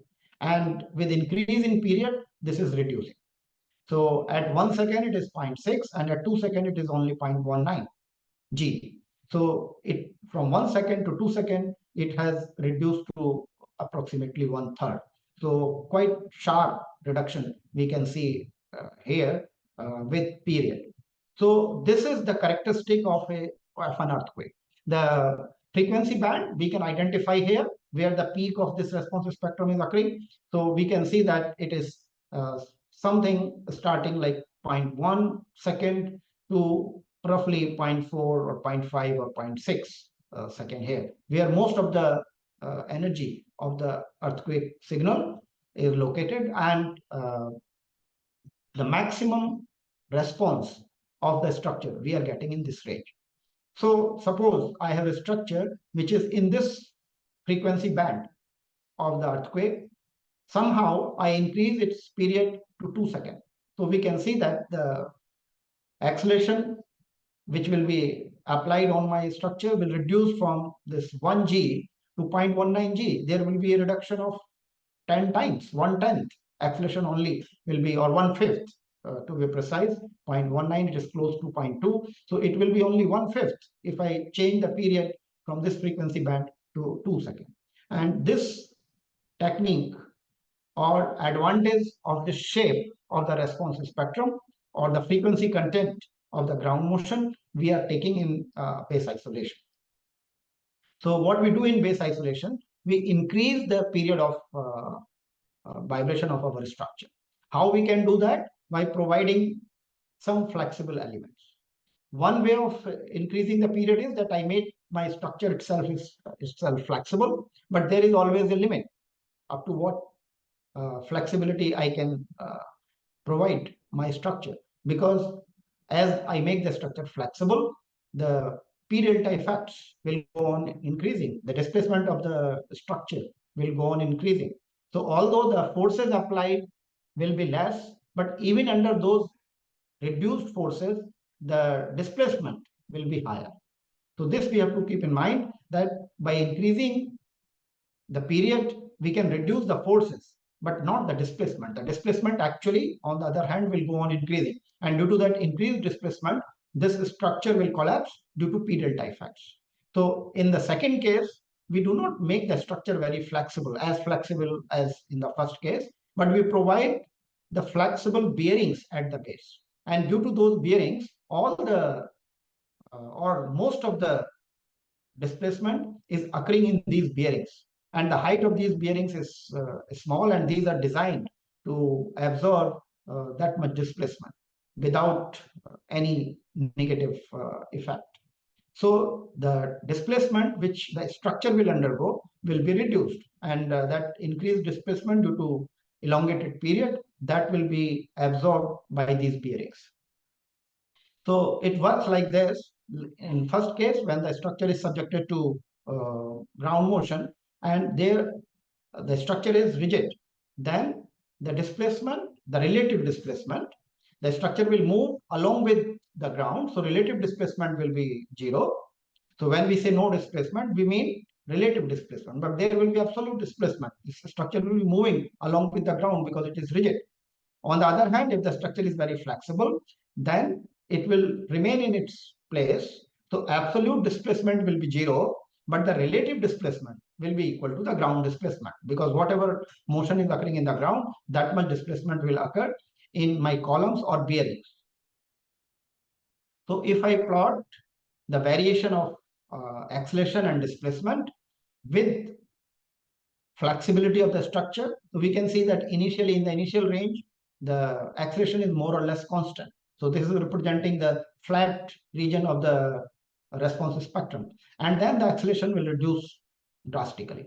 On the other hand, the displacement goes on increasing continuously with flexibility. So when we are making our structure flexible, either by reducing the member sizes or by providing the bearings, the total displacement of the structure will go on increasing. And in case of isolated structures, that displacement will be absorbed by those specially designed and provided bearings at the base. So if we look at the code-based response spectrum, the shape is like this. This has been obtained by smoothing the response spectrum for a single earthquake. So for single earthquake, it was quite zigzag. So if we consider a large number of earthquakes and get the mean or mean plus 1 sigma, then we will get a smooth shape. So this is the idealized shape which is given in the code. It is not representing one single earthquake. It is representing a number of earthquakes. So it is sort of an envelope for a number of earthquakes. So let us say initially my structure is having a period of 0.5 seconds. So it is in the constant acceleration range, or that is also the peak spectral range. And in the peak spectral range, it will be subjected to very large forces. And somehow I increase it to 2 seconds or more than 2 seconds, then this period shift will cause a drastic reduction in the forces acting on my structure. So we know in this region, the response spectrum given in the code is proportional to 1 upon t. So if I increase the period or I double the period of my structure, the force acting on the structure will become half. And as a result, my structure will be subjected to less damage because it is subjected to much less force during earthquake.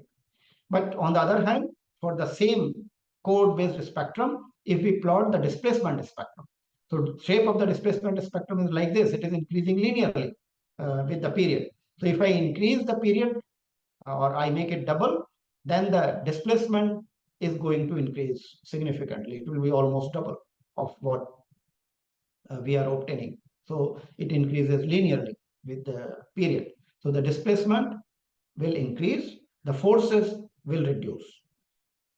We have this choice that this displacement we can absorb, this large displacement which is occurring, this displacement we will absorb in the bearing. And that's why the displacement or the interstory drift in our structure can be controlled.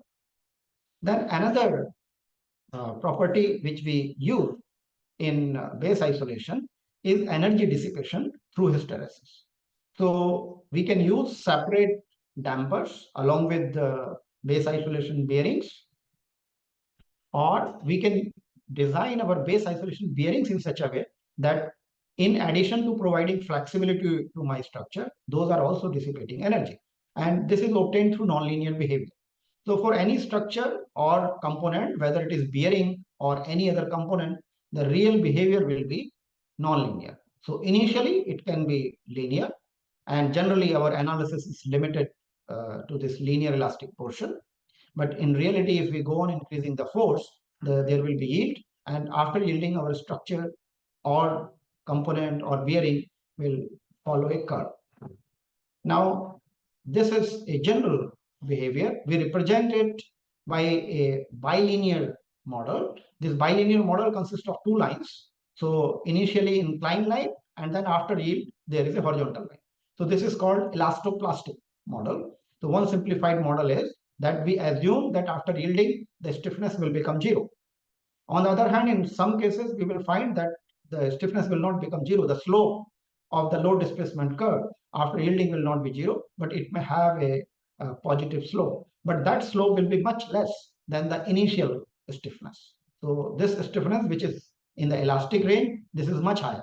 After yielding, even if there is a strain hardening, there is a slope of the load displacement curve, that stiffness of that strain hardening portion is going to be quite small as compared to the initial or elastic stiffness.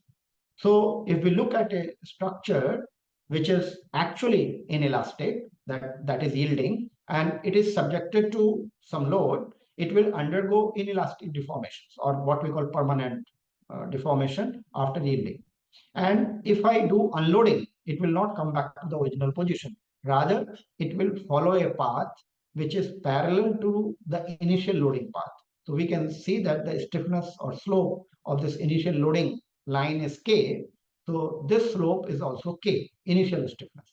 So it will follow more or less the initial stiffness. And then even when the force is removed fully here, there will be a permanent displacement. So we have to keep in mind this inelastic displacement is very useful to us. We can use it for energy dissipation, but it also comes with a cost, and that cost is that there is a permanent displacement. So there will be a permanent displacement, and if I want to bring the structure to the original position, I have to apply a load in the opposite direction, and then it can yield in the opposite direction, and it will follow this path. And if I start loading, let us say somewhere from here, then this loading will also be ideally parallel to the initial loading curve, the elastic loading curve. So loading and unloading occurs along these lines which are parallel to the initial loading, elastic loading. And if it is subjected to a cyclic load, we get a hysteretic behavior like this. So if a structure initially it is subjected to a smaller load, it is following a linear elastic behavior, then yielding occurs, it follows a curved path, and then it follows a strain hardening. And then if I start unloading from here, it will follow this path which is parallel to the original loading path. Here the load is zero, but the displacement is not zero. There is a permanent displacement, and after this permanent displacement,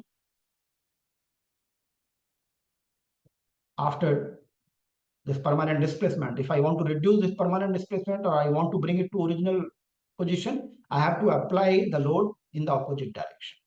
And if I apply the load in the opposite direction and again reload it, it will follow a loop, and this is called hysteresis. So it will follow a hysteretic behavior. And the advantage of this hysteretic behavior is that through this hysteresis, the structure or the component will dissipate energy. And the energy dissipated in each cycle is equal to the area of this hysteretic loop. Because while loading, you do work on the structure, which is equal to the area under the load displacement curve. And when you do unloading, you get back the energy, which is the area below the unloading curve. In case of a linear elastic curve, linear elastic behavior of the structure, the loading and unloading is occurring along the same path. So whatever work we are doing during loading, same amount of energy we are getting back while unloading. But in case of an inelastic structure, loading and unloading path is not same. So the work done during loading is more, and the energy which we are getting back is less. And the amount of energy which has been dissipated, that is equal to the area of the hysteretic loop. And this we can represent by equivalent damping, and that equivalent damping depends upon the area of the hysteretic loop and the area of this triangle, which is if the structure was deforming elastically up to the same point, same level, which deformation point is here, where I have shown the cursor. So if I draw this triangle, this will represent the work done by an elastic structure, which is having the same displacement and same level of force. So this is ES naught, and the equivalent hysteretic damping we can calculate using this simple formula 1 upon 4 pi ED over ES naught, where ED is the energy dissipated per cycle, that is the area of the complete hysteretic loop. So this complete hysteretic loop area, if I calculate, that is ED, and ES naught is the area of this triangle. And this 1 upon 4 pi ED over ES naught, that is giving us the equivalent damping. Now, the advantage of equivalent damping is it reduces the response spectrum. So it reduces the response of a structure, it reduces the response of a single degree freedom system, and because response spectrum is nothing but the peak response of single degree freedom systems, so that response is also going to decrease. And it reduces not only the acceleration, it reduces the displacement also. So we can use damping to control the displacement of the base isolated structure, or the displacement which is going to occur in the bearings. So in case of bearings, base isolation bearings, two components are there. One is the flexibility. So flexibility is causing elongation of the period, reduction in the stiffness, so the period gets elongated, and due to that, the force acting on the structure is reducing. Then the other important component is damping. So damping is causing reduction in the displacement, so that the deformation which is occurring within the bearing, that is within the controlled range. And in addition to that, it is resulting in further reduction in the earthquake force which is acting on the structure. So these two components, how we achieve in different bearings, we will discuss. So there are different types of base isolators. The simplest base isolator can be a laminated rubber bearing. It is similar to those neoprene bearings which we are using in bridges, and it consists of alternate layers of rubber and steel. So here you see these steel shims and natural rubber. It may be natural rubber, it may be synthetic rubber. Different types of rubbers are used. Those can be either low damping rubber or high damping rubber. The behavior is different. In case of low damping rubber bearing, there is no hysteretic energy dissipation. Whereas in case of high damping rubber bearing, there is hysteretic energy dissipation. So the rubber itself is able to dissipate energy. Whereas in case of low damping rubber bearing, we have to put a separate damping device which should be able to dissipate the energy, so that the displacement is brought into the control range. If we are using just simply neoprene bearings which have low damping rubber, then it can provide the flexibility, and due to that flexibility, the earthquake force on the structure will reduce, but the deformation of the bearing itself may be very large, and that happens in case of bridges during earthquakes when we provide neoprene bearings. So neoprene bearings can reduce the damage to the structure because the earthquake force is reduced due to elongated period. But the bearing themselves fail during earthquake most of the times, because the displacement is so high that the bearings are not able to sustain that displacement, and the bearings may be required to be replaced after the earthquake. Now, if we don't want to reach in that situation, we have to provide supplemental damping, additional devices which can dissipate energy either through viscous damping of fluid. So we have fluid dampers, viscous dampers, or using friction, or using yielding of metals. So when metals yield, those undergo hysteresis, and those also dissipate energy. So both these properties, friction and yielding, we can include in our bearings themselves also. So if we look at the behavior of the rubber, now there can be one question here, that what is the role of these steel plates which we are providing here? So these steel plates are to provide vertical stiffness to our bearings, without compromising about the horizontal flexibility. So we want these bearings to have good flexibility in the horizontal direction so that the lateral period is increased.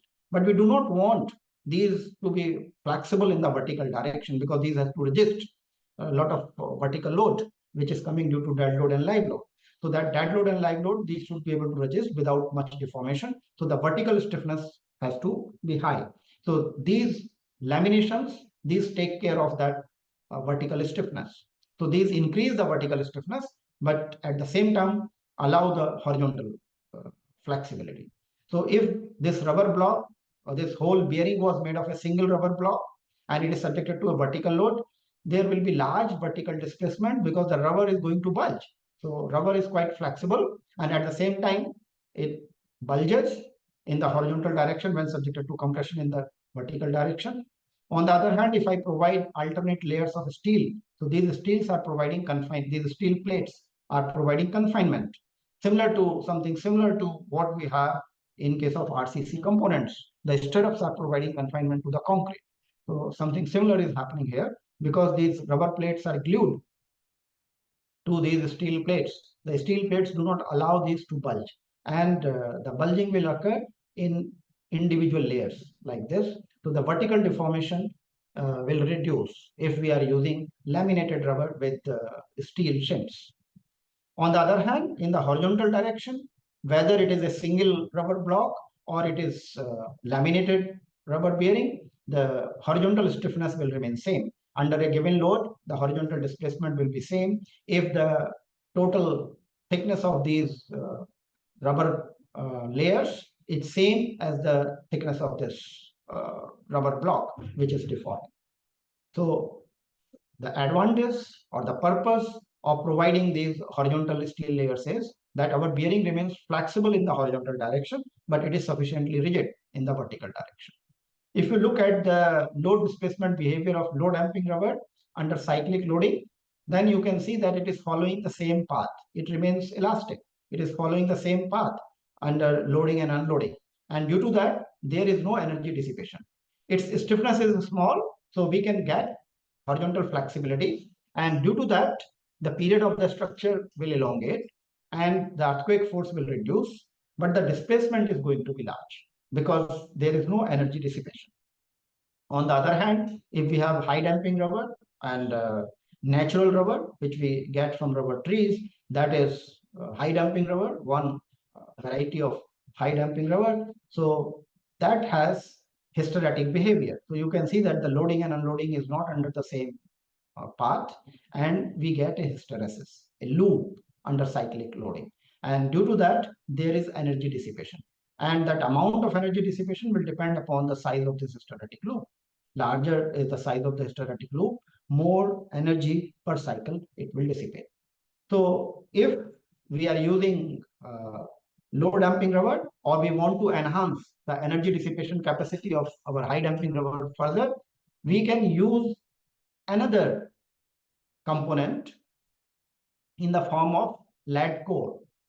So you can see the cross section of a typical lead core rubber bearing here. So in the center of the bearing, a lead core is provided, and rest of the bearing is made of laminated rubber, steel laminated rubber, as in case of high damping rubber or high damping rubber bearing or low damping rubber bearing, as we discussed in the earlier slides. So the purpose of this rubber bearing is to provide flexibility and support the vertical load, whereas the purpose of this lead core is to provide hysteresis and energy dissipation. So lead is a metal, and if I Google the properties, these are the properties which the lead is having. So it is very ductile. That means it can form a large hysteretic loop, and this is highly durable. That's what we want. It is resistant to corrosion, so that the bearing can be durable, and that is the reason why lead rubber is used in ancient times. Considering its durability, Romans used it in the lead. Used lead in the water pipes because it does not corrode.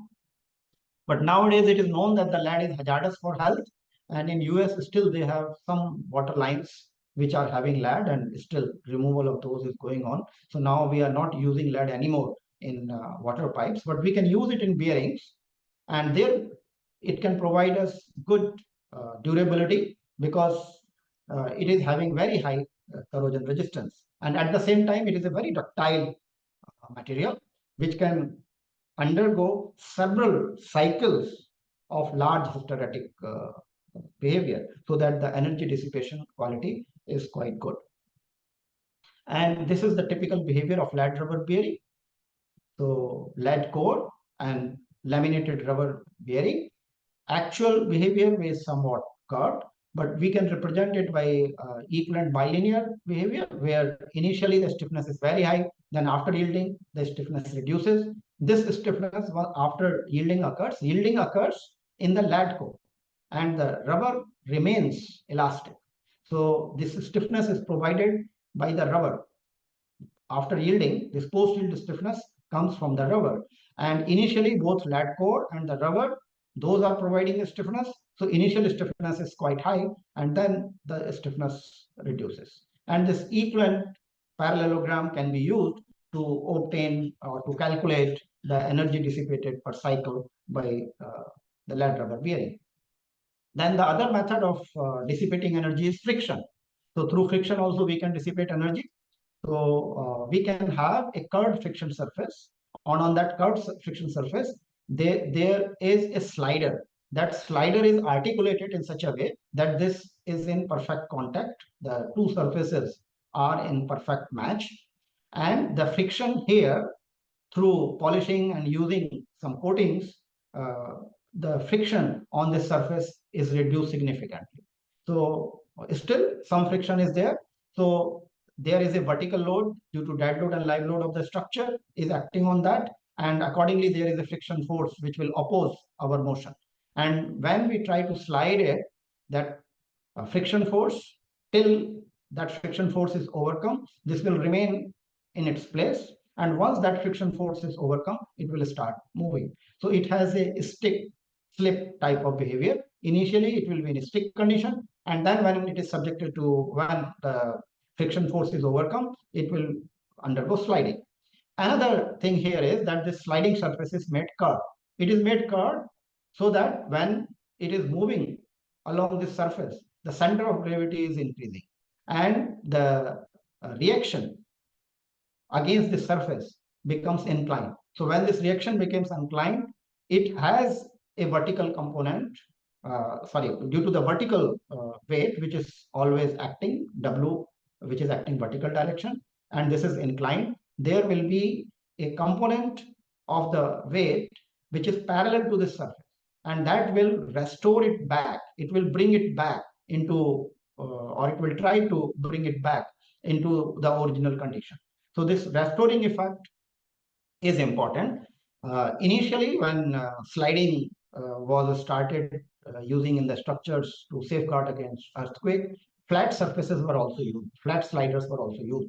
But the problem with flat sliders is that those are not having any restoring effect.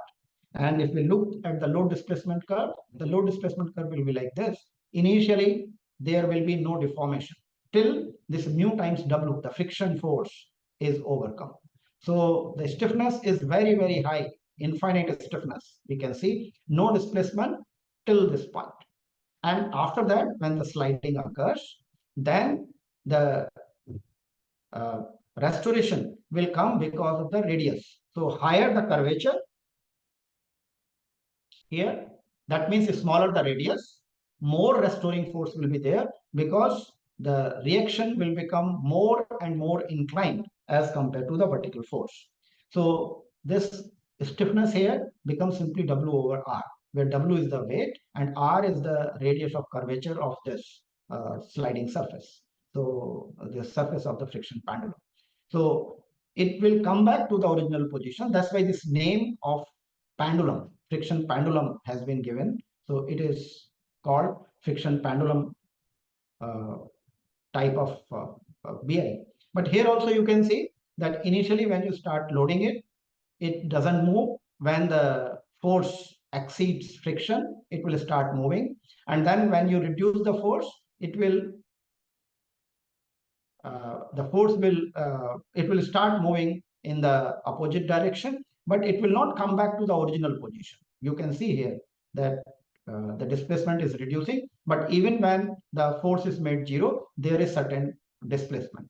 So this is also undergoing hysteresis, and it will cause energy dissipation, and that energy dissipation will depend on the area of this hysteretic loop. Okay, so please note this correction. This is wrong. This is force and this is displacement. So here you reduce the force. So initially in the reverse direction, when it starts, it will remain in the stick condition in the opposite direction. And when the force increases in the opposite direction, or it reduces from it is less than W by R, then it will start moving in the opposite direction. So in case of friction pendulum bearings, there can be one sliding surface or two sliding surface. So there are different types of friction pendulum buildings: single friction pendulum, double friction pendulum. In double friction pendulum, there are two sliding surfaces. Sorry, in single single friction pendulum, there is single surface, whereas in double friction pendulum, there are two sliding surfaces. So it is sliding over the bottom slider, as well as there is a top slider also. It is sliding here. So we can understand that it can slide to more distances in this case. And in this case, the area of the hysteretic loop will be much larger, and we can dissipate more energy. Then people have gone one step further. There is a three or triple friction pendulum, which has four sliding surfaces. And these sliding surfaces are like this. And here, these photos show the schematic variation of different displacement of different components of this friction. More number of sliding surfaces we have, larger displacement our structure can undergo without instability of the bearing, and more energy it can dissipate. So just to show you, I have a small video which can show you how this double pendulum works. So the top one is the single friction pendulum, and the bottom one is the triple friction pendulum. So you can see that how the sequence of sliding is. So initially, you look at it again. So initial sliding occurs under the smaller curved surface, and then the sliding occurs along the longer surface. And as a result, we are able to dissipate more energy. Then how to design these bearings, whether it is LRB bearing or friction pendulum bearing, how we can design those. So design codes are available.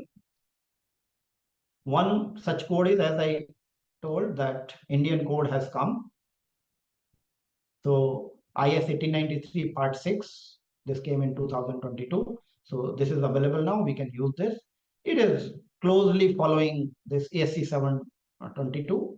So rather ASC 716, which is very similar to this ASC 722. So both the codes are very close.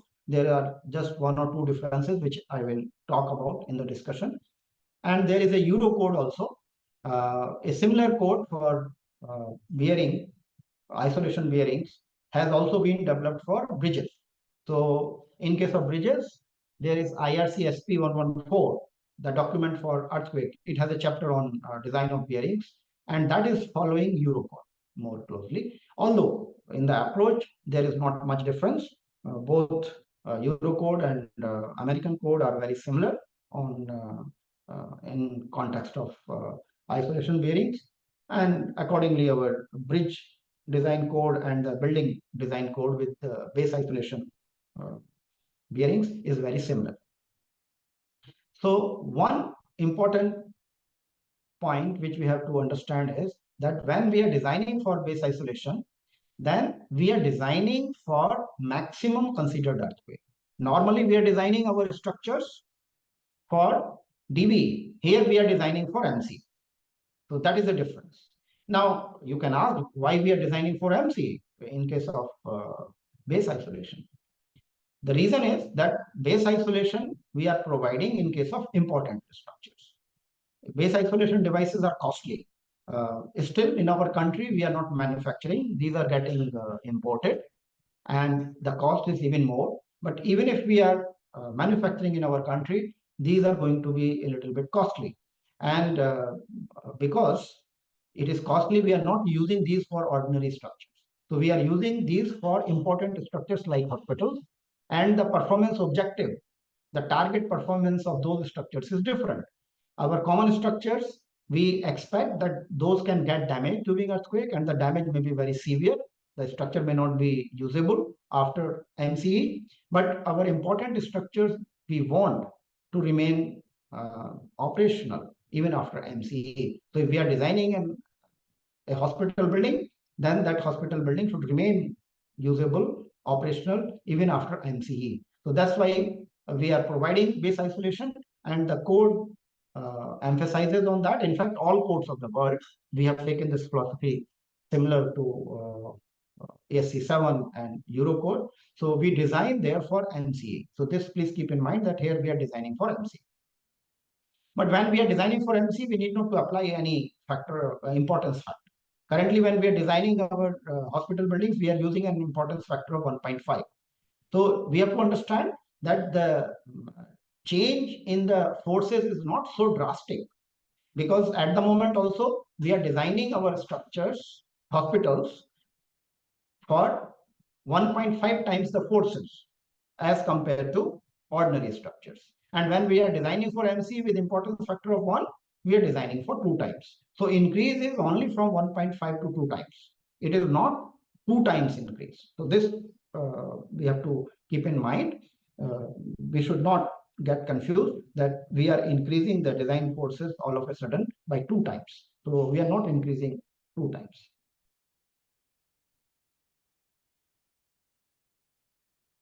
Why is not? Yeah, so we consider for maximum earthquake, and then we have 2 methods for designing of base isolated buildings. One is the equivalent static method, and another is the dynamic analysis. As we have in for our normal structures, same methodology is applicable here also. In dynamic analysis method, again, we have 2 options. Either we can use response spectrum or we can use time history. Now, using response spectrum in case of base isolated buildings is a tricky issue. It's not that straightforward. The mode superposition, as we are doing in case of normal structures, the mode superposition in case of base isolated structures is not that simple. So there are some guidelines in the code. We will talk about that. But the time history analysis can be done directly. So in case of equivalent static method, we use equivalent properties of the base isolators, and using those equivalent properties we calculate the period, and the code provides certain limitations where it can be used. So it cannot be used for near field situations. So where our site is located within 20 kilometers of an active fault, then equivalent static method is not applicable. We have to go for dynamic analysis, and preferably nonlinear time history analysis. And those structures which are resting on soil type 1 and soil type 2, as per this, those only we can use equivalent static method. For soil type 3, equivalent static method is not applicable. And these buildings which we are providing the base isolation, those should not be taller than 20 meters from the base level. And the effective natural period should be equal to or less than 3 seconds. So this effective natural period, T effective, this is the period after providing base isolation. So original structure may be having a period of, let us say, 0.67 or 1 second. Maximum we can elongate it up to 3 seconds. If we want to elongate the period more than 3 seconds, then equivalent static method is not applicable, we have to go for dynamic analysis. And as I said that we will be using effective period of base isolated buildings at design displacement. And for this we will use this effective stiffness. This effective stiffness is given by the secant line. So slope of the secant line gives us the effective displacement KDD. DD represents the design displacement. So at the design displacement, we will draw the secant line, and that will give us the KDD.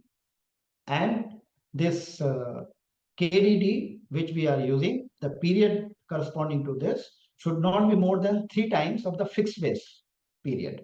So the building, if we calculate its period under fixed base condition, under this effective stiffness, its period should not be more than 3 times. That means the elongation in the period is limited. If we want to elongate the period further, more, we have to go for dynamic analysis.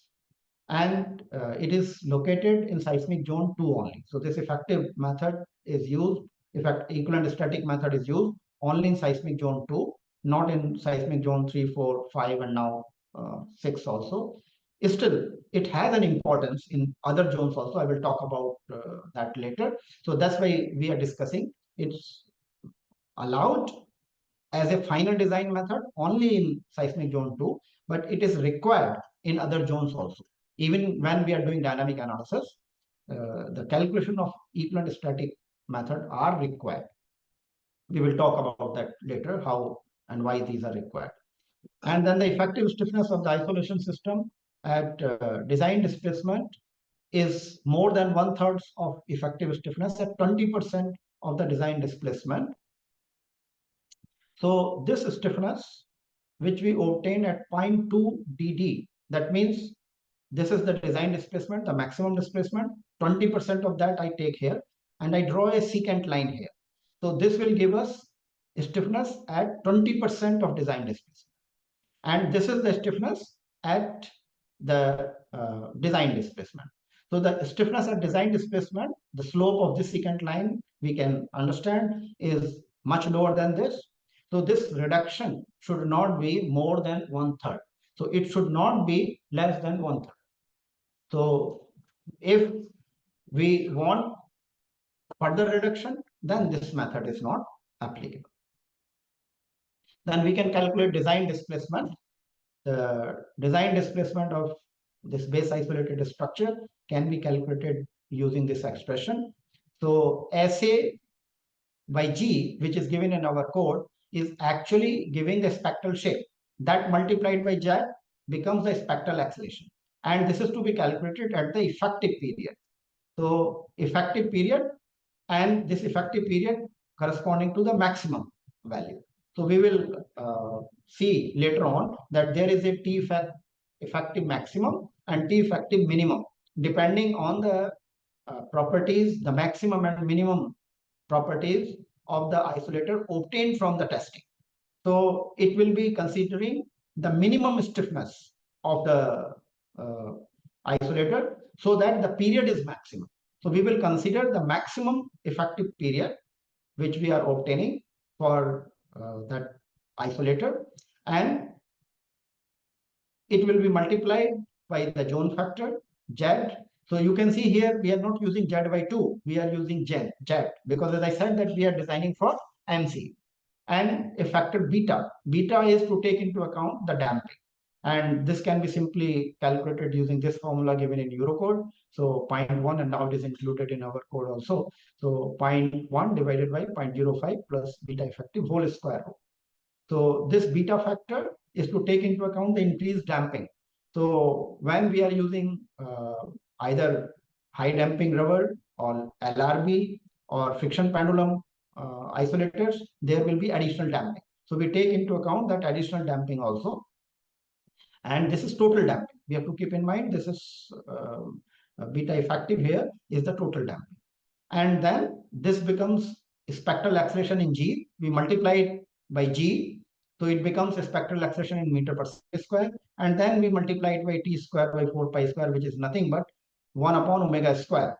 So when we multiply spectral acceleration by 1 upon omega square, or we divide it by omega square, we get the spectral displacement. So this delta SD is the displacement of the equivalent single degree freedom system.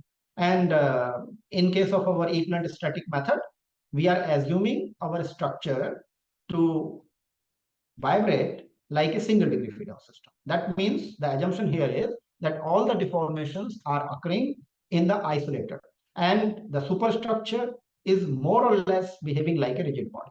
So with that assumption, we can calculate this delta SD.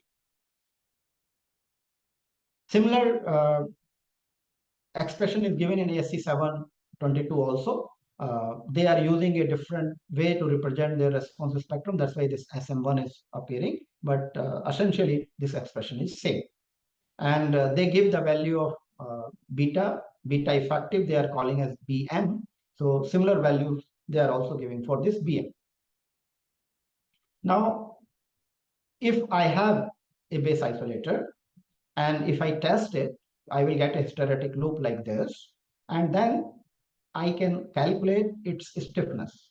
So this stiffness will be calculated if I subject that base isolator to the maximum displacement equal to my design displacement. Then this line, which is joining the ultimate point with the origin, slope of this will give me K effective. Now, when experimentation will be done on these base isolators, we will see later minimum 3 base isolator of each type we have to test. So when we will test, some of the isolators are going to give us lower values of stiffness, some of those are going to give us higher values of stiffness. So we will get K effective minimum value and K effective maximum value. So this minimum and maximum force which we are getting from different isolators corresponding to the design displacement, that divided by design displacement will give us the minimum effective stiffness and the maximum effective stiffness. And this formula gives us simply, this is based upon omega is equal to square root K by M, and omega is 2 pi by T. So if I do that substitution, I will get this relationship. And we can see that the T effective maximum is governed by K effective minimum. So minimum stiffness will give us the maximum period, and the maximum stiffness will give us the minimum. So we can calculate the T effective maximum and T effective minimum using the stiffness, provided the properties of the damper are known to us. In case of design, we will assume certain properties of the isolator, and based on that, we can calculate this effective period.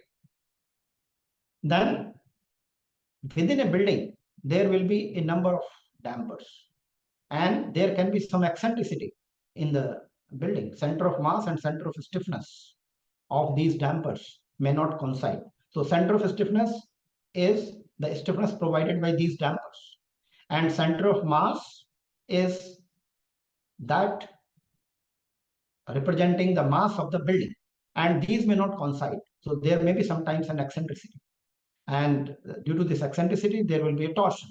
And as a result of torsion, our corner isolators will be subjected to larger displacement. So that displacement is also, the effect of the torsion is also to be taken into account. So delta ID is the displacement of individual isolators. Delta SD was the one which we have obtained from single degree freedom system in the previous slide. So delta ID is enhanced from delta SD. It is increased because of the torsion effect. And using this formula, and the minimum value of delta ID is 1.1 times delta SD. So at least 10% higher than the average displacement, or the displacement which is occurring at the center of stiffness. 10% more than that we will take. Even if our building is symmetric, the center of mass and center of stiffness is coinciding, even then it will be considered 10% higher to take into account the accidental torsion. So the design lateral forces then can be obtained by multiplying this KSD by the base shear, can be obtained K effective max into delta SD, and the lateral force for the superstructure. So this base shear which we are obtaining, it is based on delta SD, and delta SD we have obtained from MC. So this base shear now corresponds to MC. So in design of isolator bearings and the foundation, we will be using this value of BB. but the superstructure can be designed for a reduced force, reduced base shear, and this base shear is reduced by a factor R1. It is similar to response reduction factor, but its value is minimum of these two, either 3/4 of R response reduction factor we are using or 2. That means the maximum value of R1 equal to 2 we can use. Now, you may ask that our objective was that our structure should remain elastic during earthquake and during MCE. So we have calculated this base shear for MCE because that much is the force which is developing in the bearings corresponding to the design displacement. Now the same force will be transmitted to the superstructure and the foundation. How we can use this value of R1? So please keep in mind that the value of R1, which is taking into account the ductility, is actually, or the response reduction factor is actually limited to 2. And in any structure, our typical RCC buildings, the overstrength factor is 2. What does that mean? It means that whatever base shear we are using in our design, the building is having higher strength than that.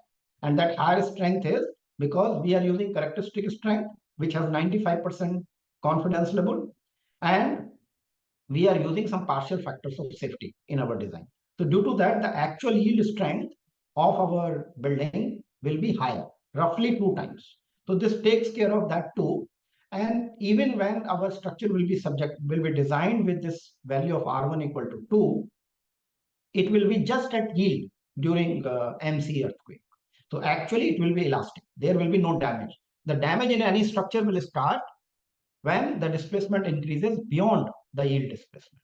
So the damage in this case is going to be very limited. It will be definitely within immediate occupancy, and we will also show that by some design example.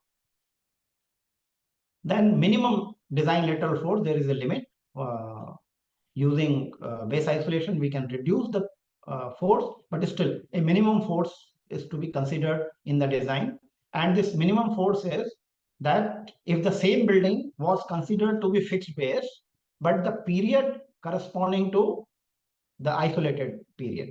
So T effective we are using corresponding to isolation. So that period we take, and then we calculate MC level base shear for our structure, Z by R, and I is equal to 1. So here R is the response reduction factor, which is given in IS 1893, not 2. It is not R1, it is R. So we will take for SMRF, this value of R will be 5.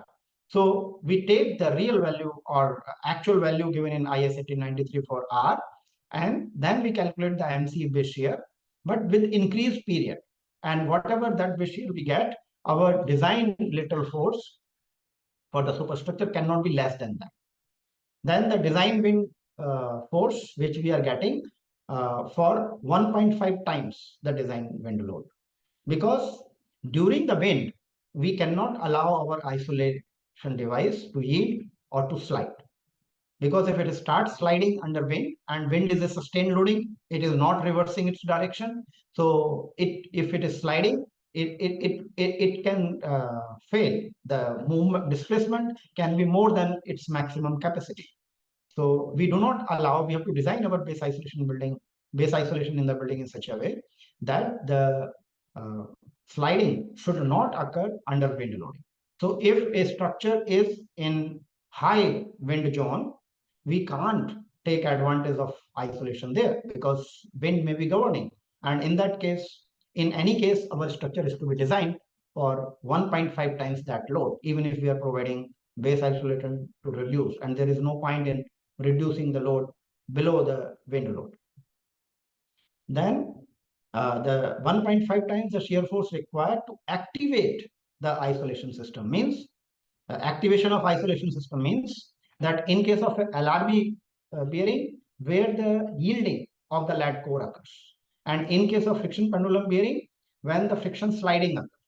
So whatever displacement is there, delta yi, at which either slip is occurring or yielding is occurring, corresponding to that displacement, whatever force is required, that much force we have to apply in, we have to design our structure for. That means our structure should not yield before the isolation device has slipped. Otherwise, what will happen? Our superstructure, although we have provided base isolators, but those base isolators will not be invoked. Those will not slide. Those will not dissipate energy. Before that, our structure, before they start dissipating energy, our structure will yield and it will get damaged. Then once we calculate the base shear, we have to distribute along the floor, along the height at different floors, as we do in normal structure. The same is suggested in the code in a parabolic manner. So Wi(hi) square divided by summation Wi(hi) square.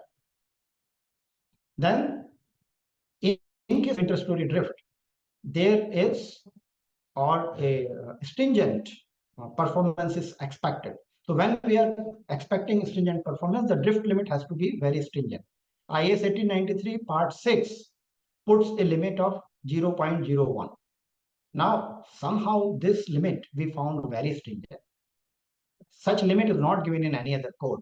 Perhaps they have taken it corresponding to our normal structures where this is 0.004. But we have to keep in mind that 0.004 is at the reduced earthquake force, that is divided by R. And here the value of R is only permitted up to 2. And we are designing for MC, not for dB. So this limit comes out to be very stringent. And the numerical example which I will show, which we have done, actually this limit is governing the design. On the other hand, in ASC 7, this limit is given 0.015. So here it is 0.1% in our code, and here it is 1.5%. So clearly there appears to be a conceptual issue here. It can't be so small, 0.1%. But at the moment, our code is restricting it to 0.1%, and we have seen that this is governing the design, not the forces transmitted by the isolator, but this drift governs the design. Now, when we are using responsive spectrum, that means if equivalent static method is not applicable, we have to go for dynamic analysis. Dynamic analysis can be done using responsive spectrum method as well as time stream method. So when we are using responsive spectrum method, that means superposition of different modes. So here it is important that in case of base isolated building, most of the mass participation is going to come from the first mode, or the mode in which the isolation device is involved, because the superstructure in that case will move more or less in a rigid body manner. So it will act like a single degree freedom system. And that's why there is a limit on the results which we are getting from responsive spectrum, and the displacement which we are calculating using responsive spectrum method by mode superposition method should not be below 90% of what we have got from equivalent static method.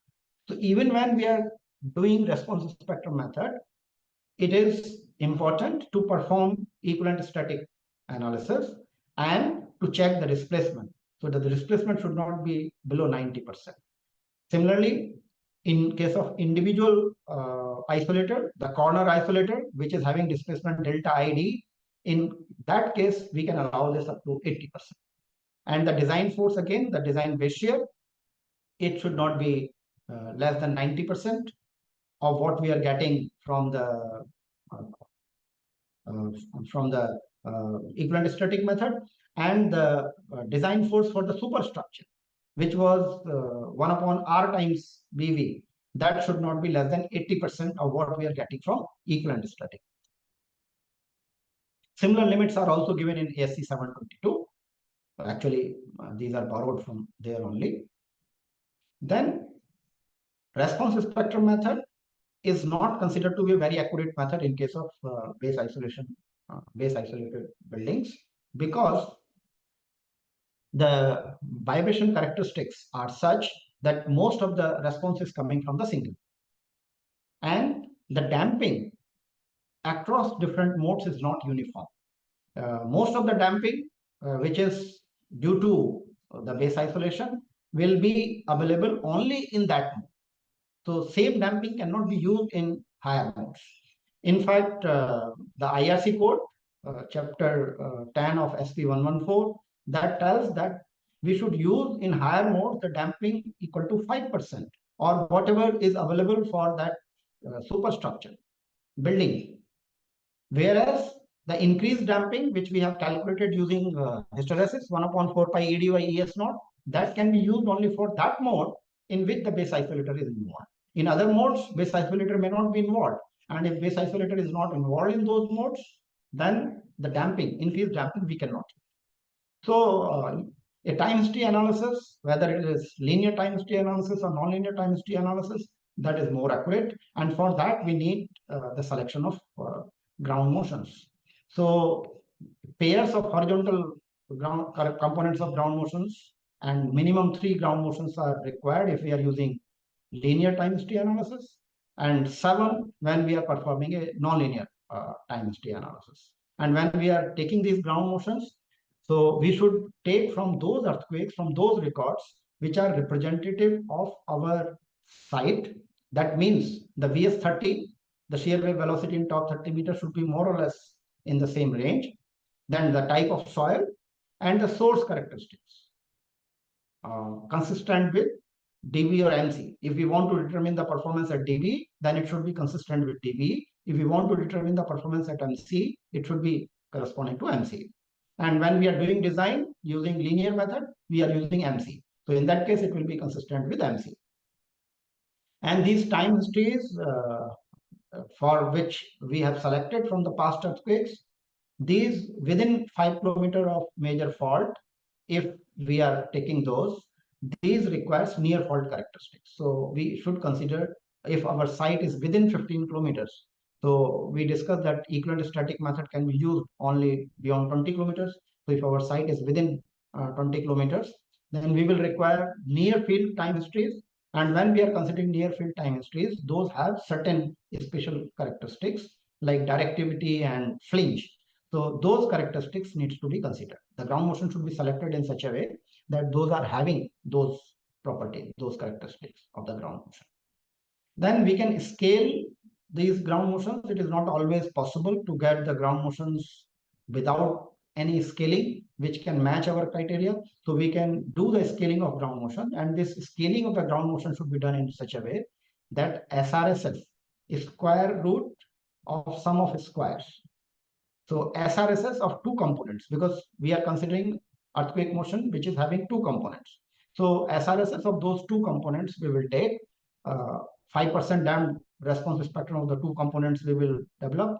We will do SRSS of that, and then those should be scaled in such a way that the SRSS spectrum is not below the target spectrum of MC in the period range 0.5 TD to 1.5 TD.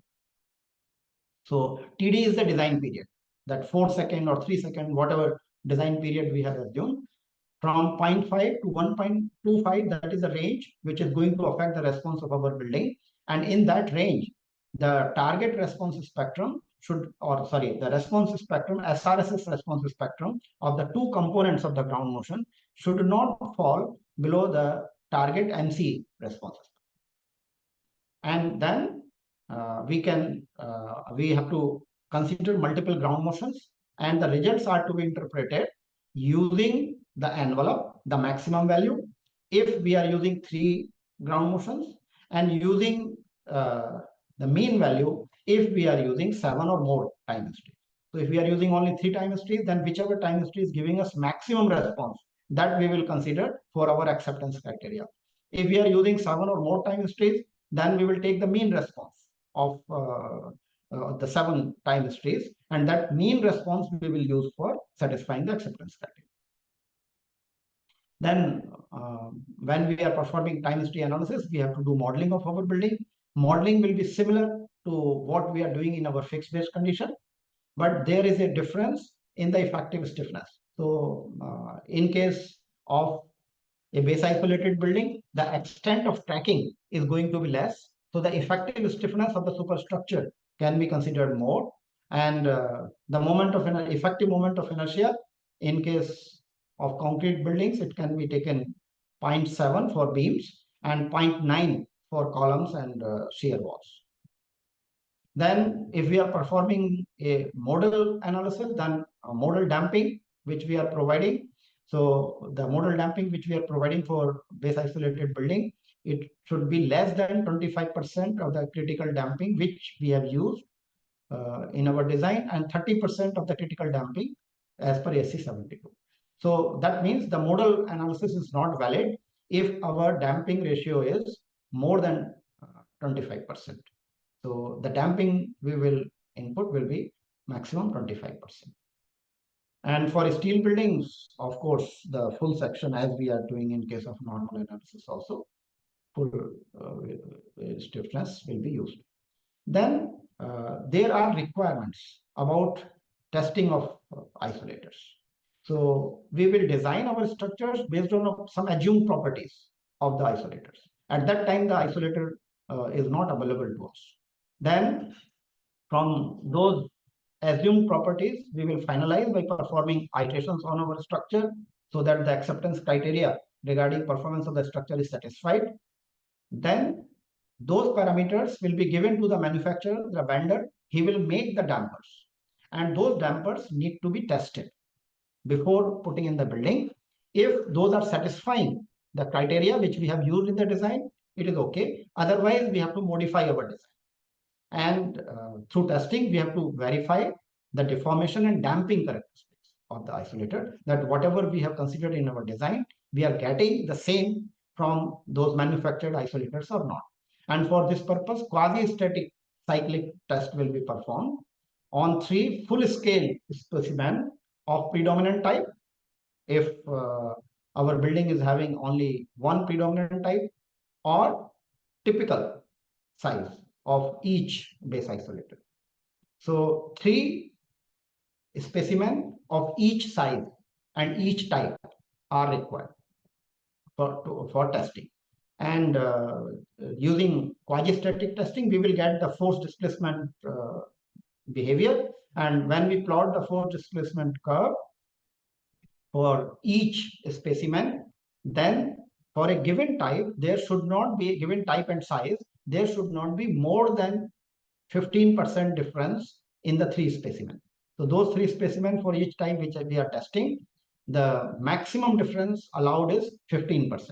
If the difference is more than 15%, then those isolators are not accepted. Those fail the acceptance criteria, and new isolators are to be used, different isolators are to be used. If it is within 15%, then we can accept that for our building. Then cyclic testing on each specimen is to be done under 3 vertical load levels. So the first vertical load level which we are considering is average of the dead load, service level dead load, and half of the service life. So first test will be done for dead load plus 50% life load condition, and under this condition it will be tested for properties, and where in some types of dampers the properties may depend upon the frequency of loading. Those have the frequency dependent property. For example, if we are using, let us say, viscous damper in addition to our isolator, then it will depend, it will become frequency dependent. So whenever we are having frequency dependent, this testing will be done, this quasi-static testing will be done at a frequency which is equal to 1 upon TD, or the period will be same as that of the building, real building during earthquake. The building will be primarily vibrating with its fundamental mode. So this TD is the fundamental design period in which the isolator is involved. So we will perform the testing at the same period. Then it will be subjected to 20 cycles at this vertical load, and these 20 cycles will be subjected to a displacement corresponding to wind loading. So minimum 20 cycles of wind loading we will apply, and we understand when we are applying wind load at that case, it will be subjected to dead load and life. Then there will be 3 fully reverse cycles corresponding to 0.25 SD, 0.5 SD, and SD. SD means the design displacement which we have calculated. So 25% of that, 50% of that, and 100% of that we will use. And then 3 fully reverse cycle will be applied corresponding to 1 time delta ID. So delta ID is for the corner isolator. So delta ID takes into account the effect of torsion also. So we will take into account the torsion as well, and 3 cycles will be applied of this displacement. And under these all types of tested or all types of tests, all cycles, the difference in the 3 specimens which we are testing should not be more than plus minus 15%. Then the next test on the same isolators will be conducted under a vertical load, under a different vertical load, and this vertical load will correspond to the load combination of 1.2 dead load plus 50% of live load plus full earthquake load. So under this load combination, 3 fully reversed cycles will be applied corresponding to 0.25 SD, 0.5 SD, and delta, 1 time the delta SD. Then the testing will also be done under 0.8 dead load minus earthquake load.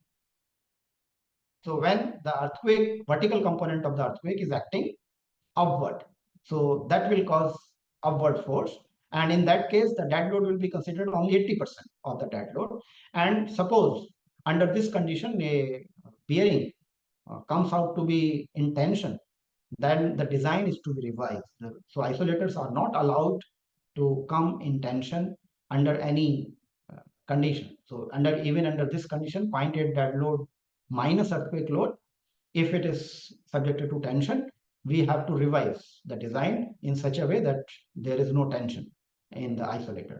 So under this load also, it will be subjected to 3 fully reversed cycles corresponding to 0.25 delta SD, 0.5 delta SD, and delta SD. So these conditions, under these conditions, the isolators will be tested, and if we found the response within plus minus 15% in the 3 specimen, then only the results will be accepted. Now, to design the base isolator, we have to follow an iterative procedure, and that iterative procedure is like this: that first we will select the building. So plan size and period of the building will be selected, and then whatever period, design period, generally this design period will be between 2 to 4 seconds. So within that period, we will, corresponding to that period, we will calculate effective stiffness and equivalent damping. Equivalent damping we will assume, and then effective stiffness we can calculate using the period and the damping which we are assuming. And then once we have calculated the effective stiffness, we will calculate the actual displacement of the structure using design spectrum for the calculated period and damping. And if this calculated period and damping matches with our original assumed displacement and damping, then it is okay. Otherwise, we have to repeat it till both are matching. So an iterative procedure is required. This is the flow chart for the, I will share the PDF of these slides so you can look at the flow chart. Now, while calculating the stiffness and damping and period, few properties are important here, which I will discuss on this figure. So generally, there will be an elastic portion. In case of LRB, there will be an elastic stiffness. So this is the elastic portion of our bearing. In case of friction pendulum bearing, this elastic stiffness will be very high, close to infinity, because there will be hardly any movement before sliding occurs. Movement will occur only after sliding. In case of LRB bearing, initially the stiffness will be governed by the size of bearing and the lead core. And once the yielding of the lead core occurs, this stiffness, post-yield stiffness, Kp, this will be governed by the elastomer. The lead stiffness will become 0 and elastomer will govern this stiffness. So if I join this origin with the maximum displacement or the design displacement here. So this line we call the effective stiffness line, and slope of this line is giving us the effective stiffness. In our preliminary design, we will be using this, or in linear analysis, we will be using this K effective. So this K effective is giving us the effective stiffness of that isolator. And it will depend upon the initial stiffness and the post-peak stiffness, both together. And it will also depend upon the displacement. As we go on increasing the displacement, we can see for the same bearing, this effective stiffness will go on reducing. Then another important property is this intercept with the force axis, Q. So this Q is the intercept of this static loop with the force axis here. So this Q will be required in some of the formula I will show you. And this is the corresponding force where this yielding is occurring, that is Fy, and the corresponding displacement is dy. And when the unloading will start, we can see that unloading will start parallel to the initial stiffness line. So the slope of this unloading line is also K effective, and the force which it will have before sliding in the other direction, okay, that will be equal to 2q. So if this is q, this force is going to be 2q along the vertical axis. So this will be 2q. So then it will slide in the other direction, and it will follow a line parallel to the post yield line in loading condition. So now it is the loading in the reverse direction, and so on. So this behavior can be tracked using these quantities Q, Ke, dy, Kp, and K effective. And these properties are interrelated. All these are not independent. So you need any three parameters. So once you know any of these three parameters, the others you can calculate. So effective stiffness, simply using geometry. So these expressions you can look, it is nothing but the geometry. I will skip these calculations. I will share these slides with you so you can look at those formula. I just want to quickly, within 5 minutes, I will just take 5 more minutes. So within 5 minutes quickly, I just want to discuss two important issues. One issue is that base isolation can be provided below the existing structures also. And it can be provided at different levels. It can be provided just below the foundation. So below the foundation, we will have another raft, and between the two rafts, we can provide these isolation bearings. Then it can be provided below the basement.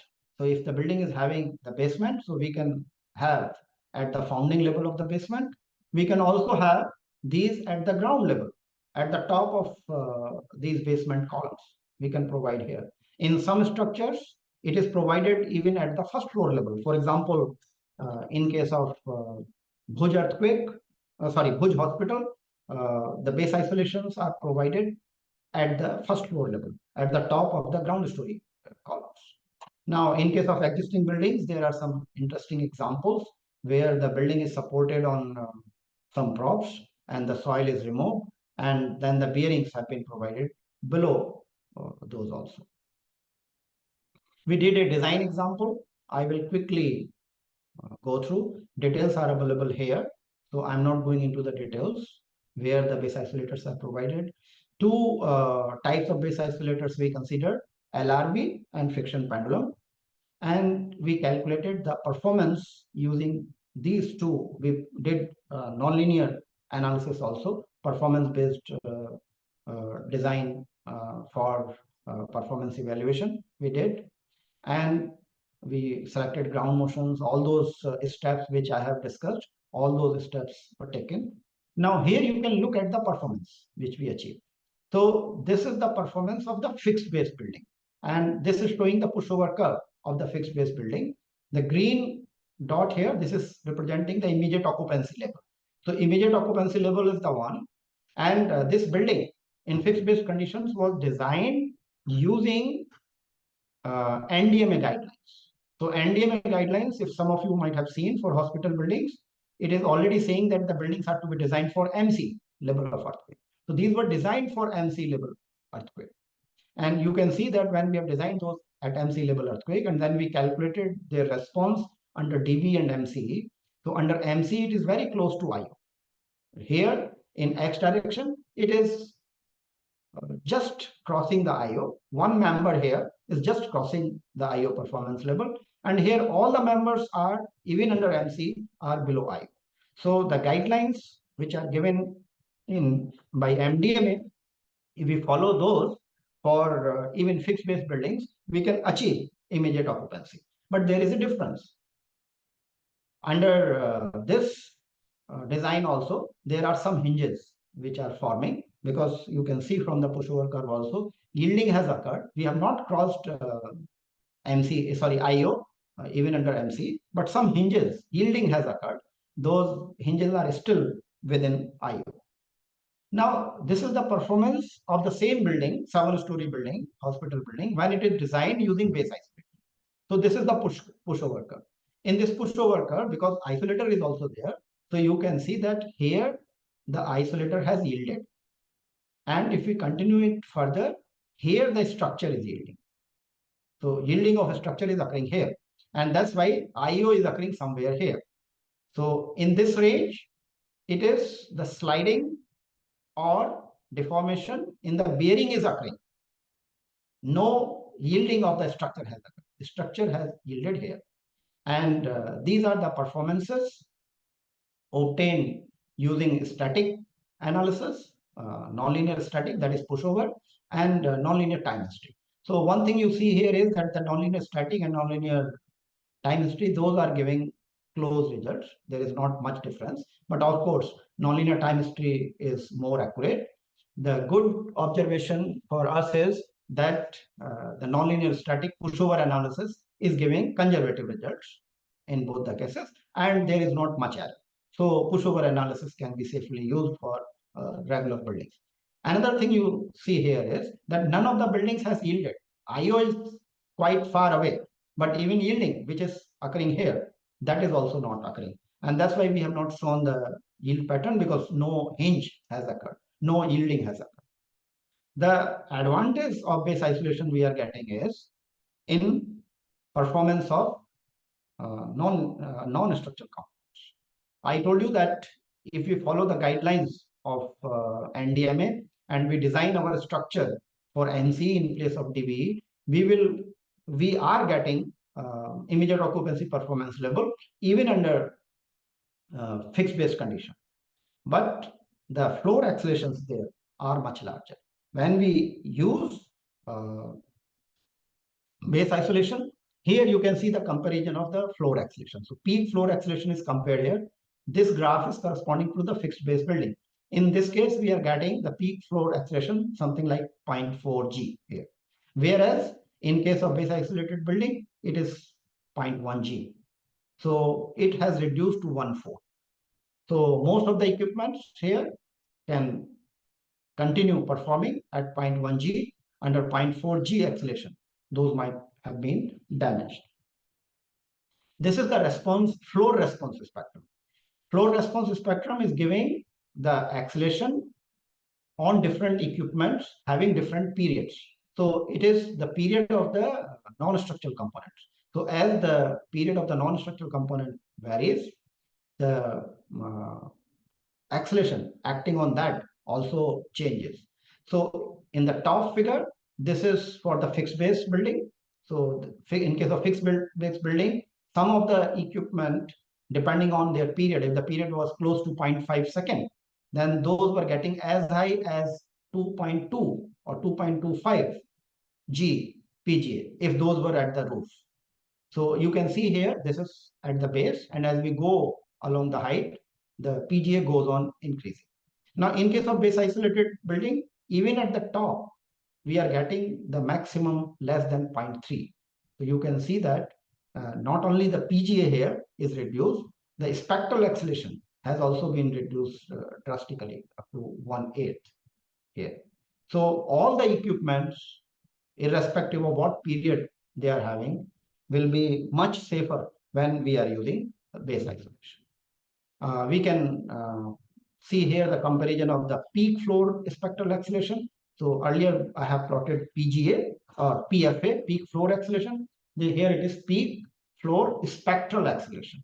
So peak of the floor response spectrum, that is also much reduced.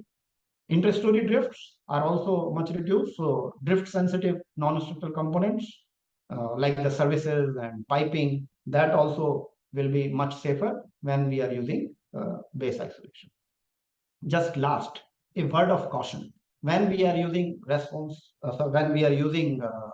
base isolation to design our structures, we have to be very careful about local side effects. So in some of the earthquakes, it has been observed that the shape of the response spectrum can change drastically due to local side effects. And our code currently, even the new code which is coming up, does not take this effect into account.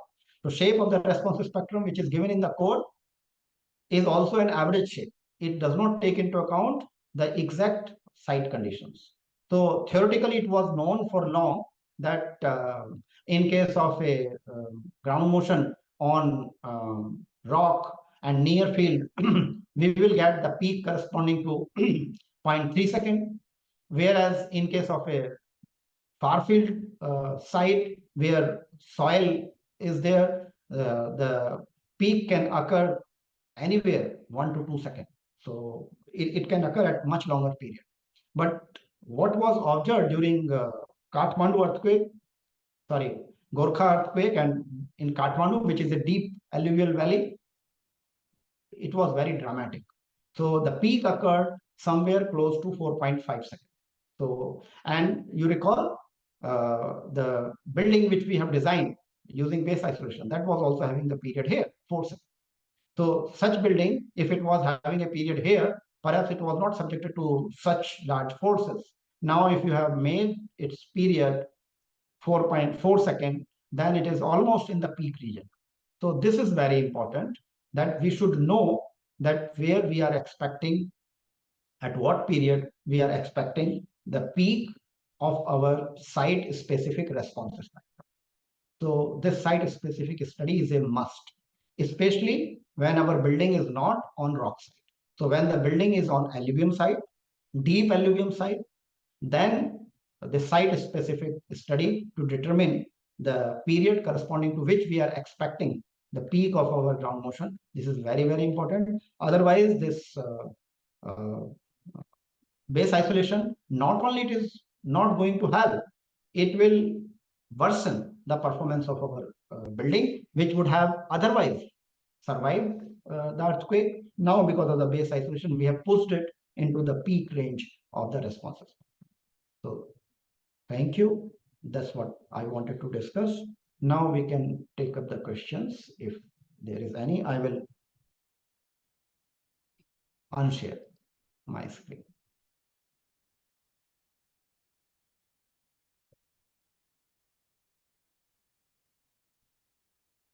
Anand, you are taking the questions, or shall I take? So, are there any questions? Yeah. I'll just. So, Parulekar sir, you are taking up the questions? Yeah, I'll take. Okay.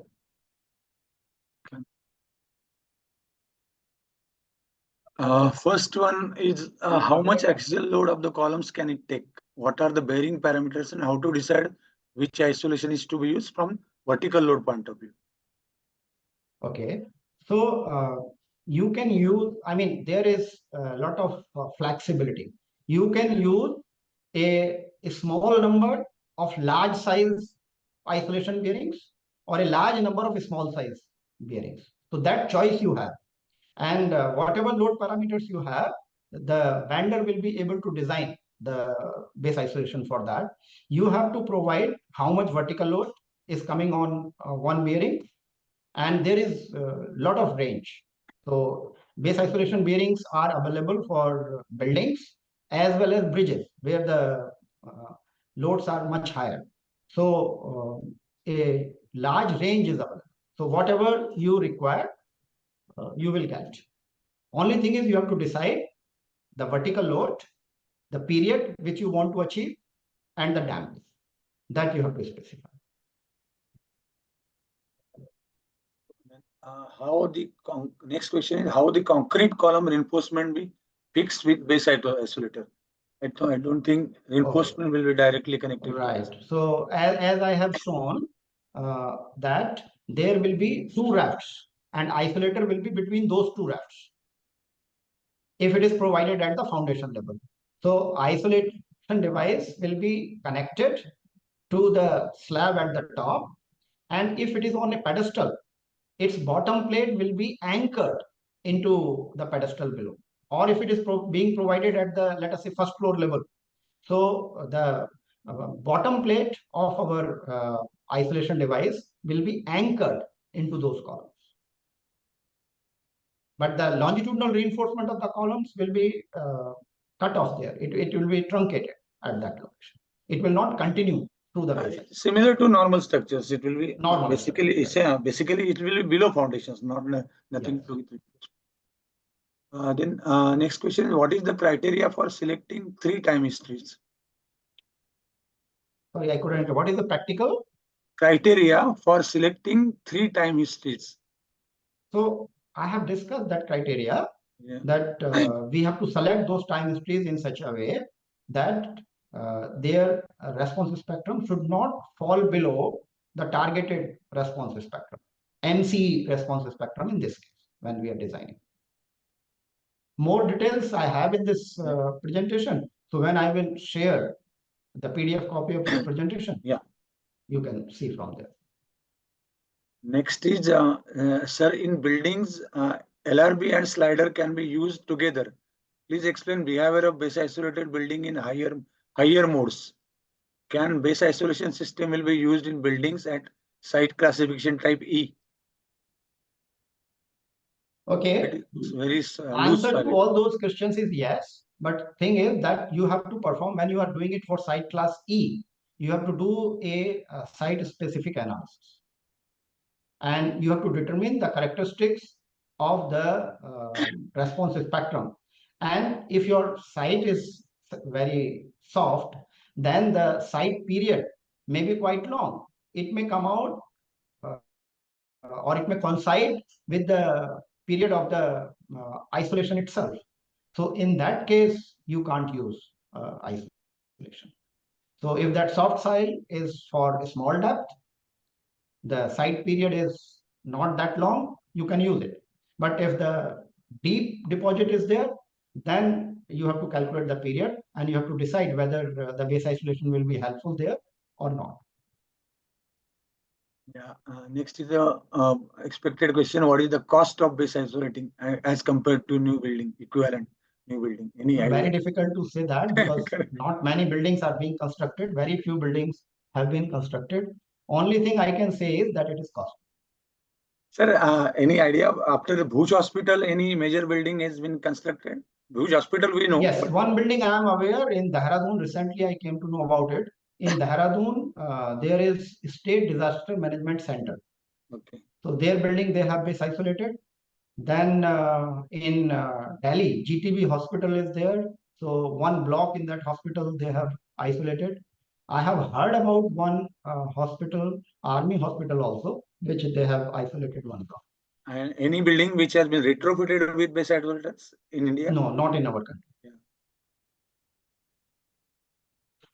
Thank you. Then can we use shear walls in base isolated building? If yes, then can we place the bearings below the shear walls considering rocking behavior? Yes, we can do that. In fact, in case of taller buildings, we may need shear walls. Shear walls may be required so that the interstory drift can be controlled. As I said that there is a strict requirement of interstory drift. So for low-rise building, for short buildings, perhaps by columns you can achieve that. But in case of taller buildings, you may require shear walls. So you can use base isolation with shear walls also. Then next is, do P delta analysis has any relevance? Of course, not all in base isolated building, because yes, it has relevance. Only thing is that superstructure interstory drift is less, so P delta effect there is not significant. But P delta effect in the bearing itself is very significant, especially when you are using LRB bearing. So you have to consider the bearing deformation So a lot of shear deformation in the bearing is occurring. So there, this effect, that is the movement You are of talking the about P vertical delta. load. Yeah, you are talking about P delta effect for bearing. No? He is asking must be because of for buildings.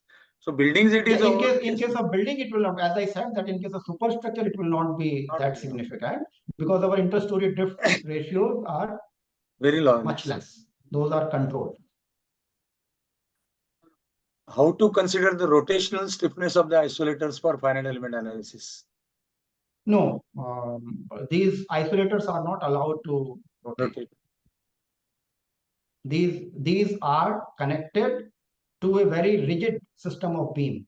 So the columns above the isolators will start with a rigid raft or rigid beam system. So rotation will not occur. Rotation will be minimal. Then some interesting question with base isolator activated during movement of buildings. What about human comfort criteria?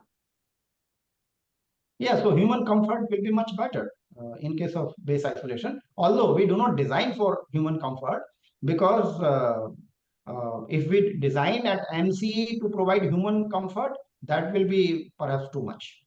So some discomfort a human may sense, that may be there, but there should not be any damage. There should not be any disruption to the operation of the building. That we ensure. But human being can perceive much lower acceleration, much lower vibrations. So it is very difficult to design to such a level of vibrations that human being are not noticing those. But That yeah, is yeah, it's very possible. difficult. Actually, too much. Then where do you we apply the time history ground motion in case of base isolated buildings? This point of application, where is the point of application? It's not like a normal building. So this time histories, I mean, two types of analysis we can do.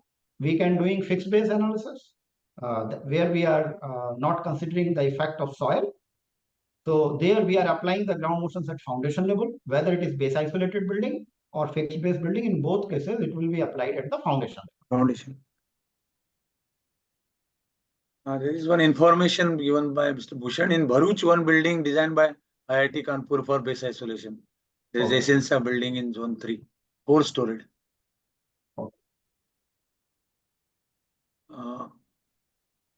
Base isolation will perform better for raft foundation or isolated footing? Better As I said, it has to be rigid. Rigid, so yeah. It has to be provided raft foundation. Raft foundation.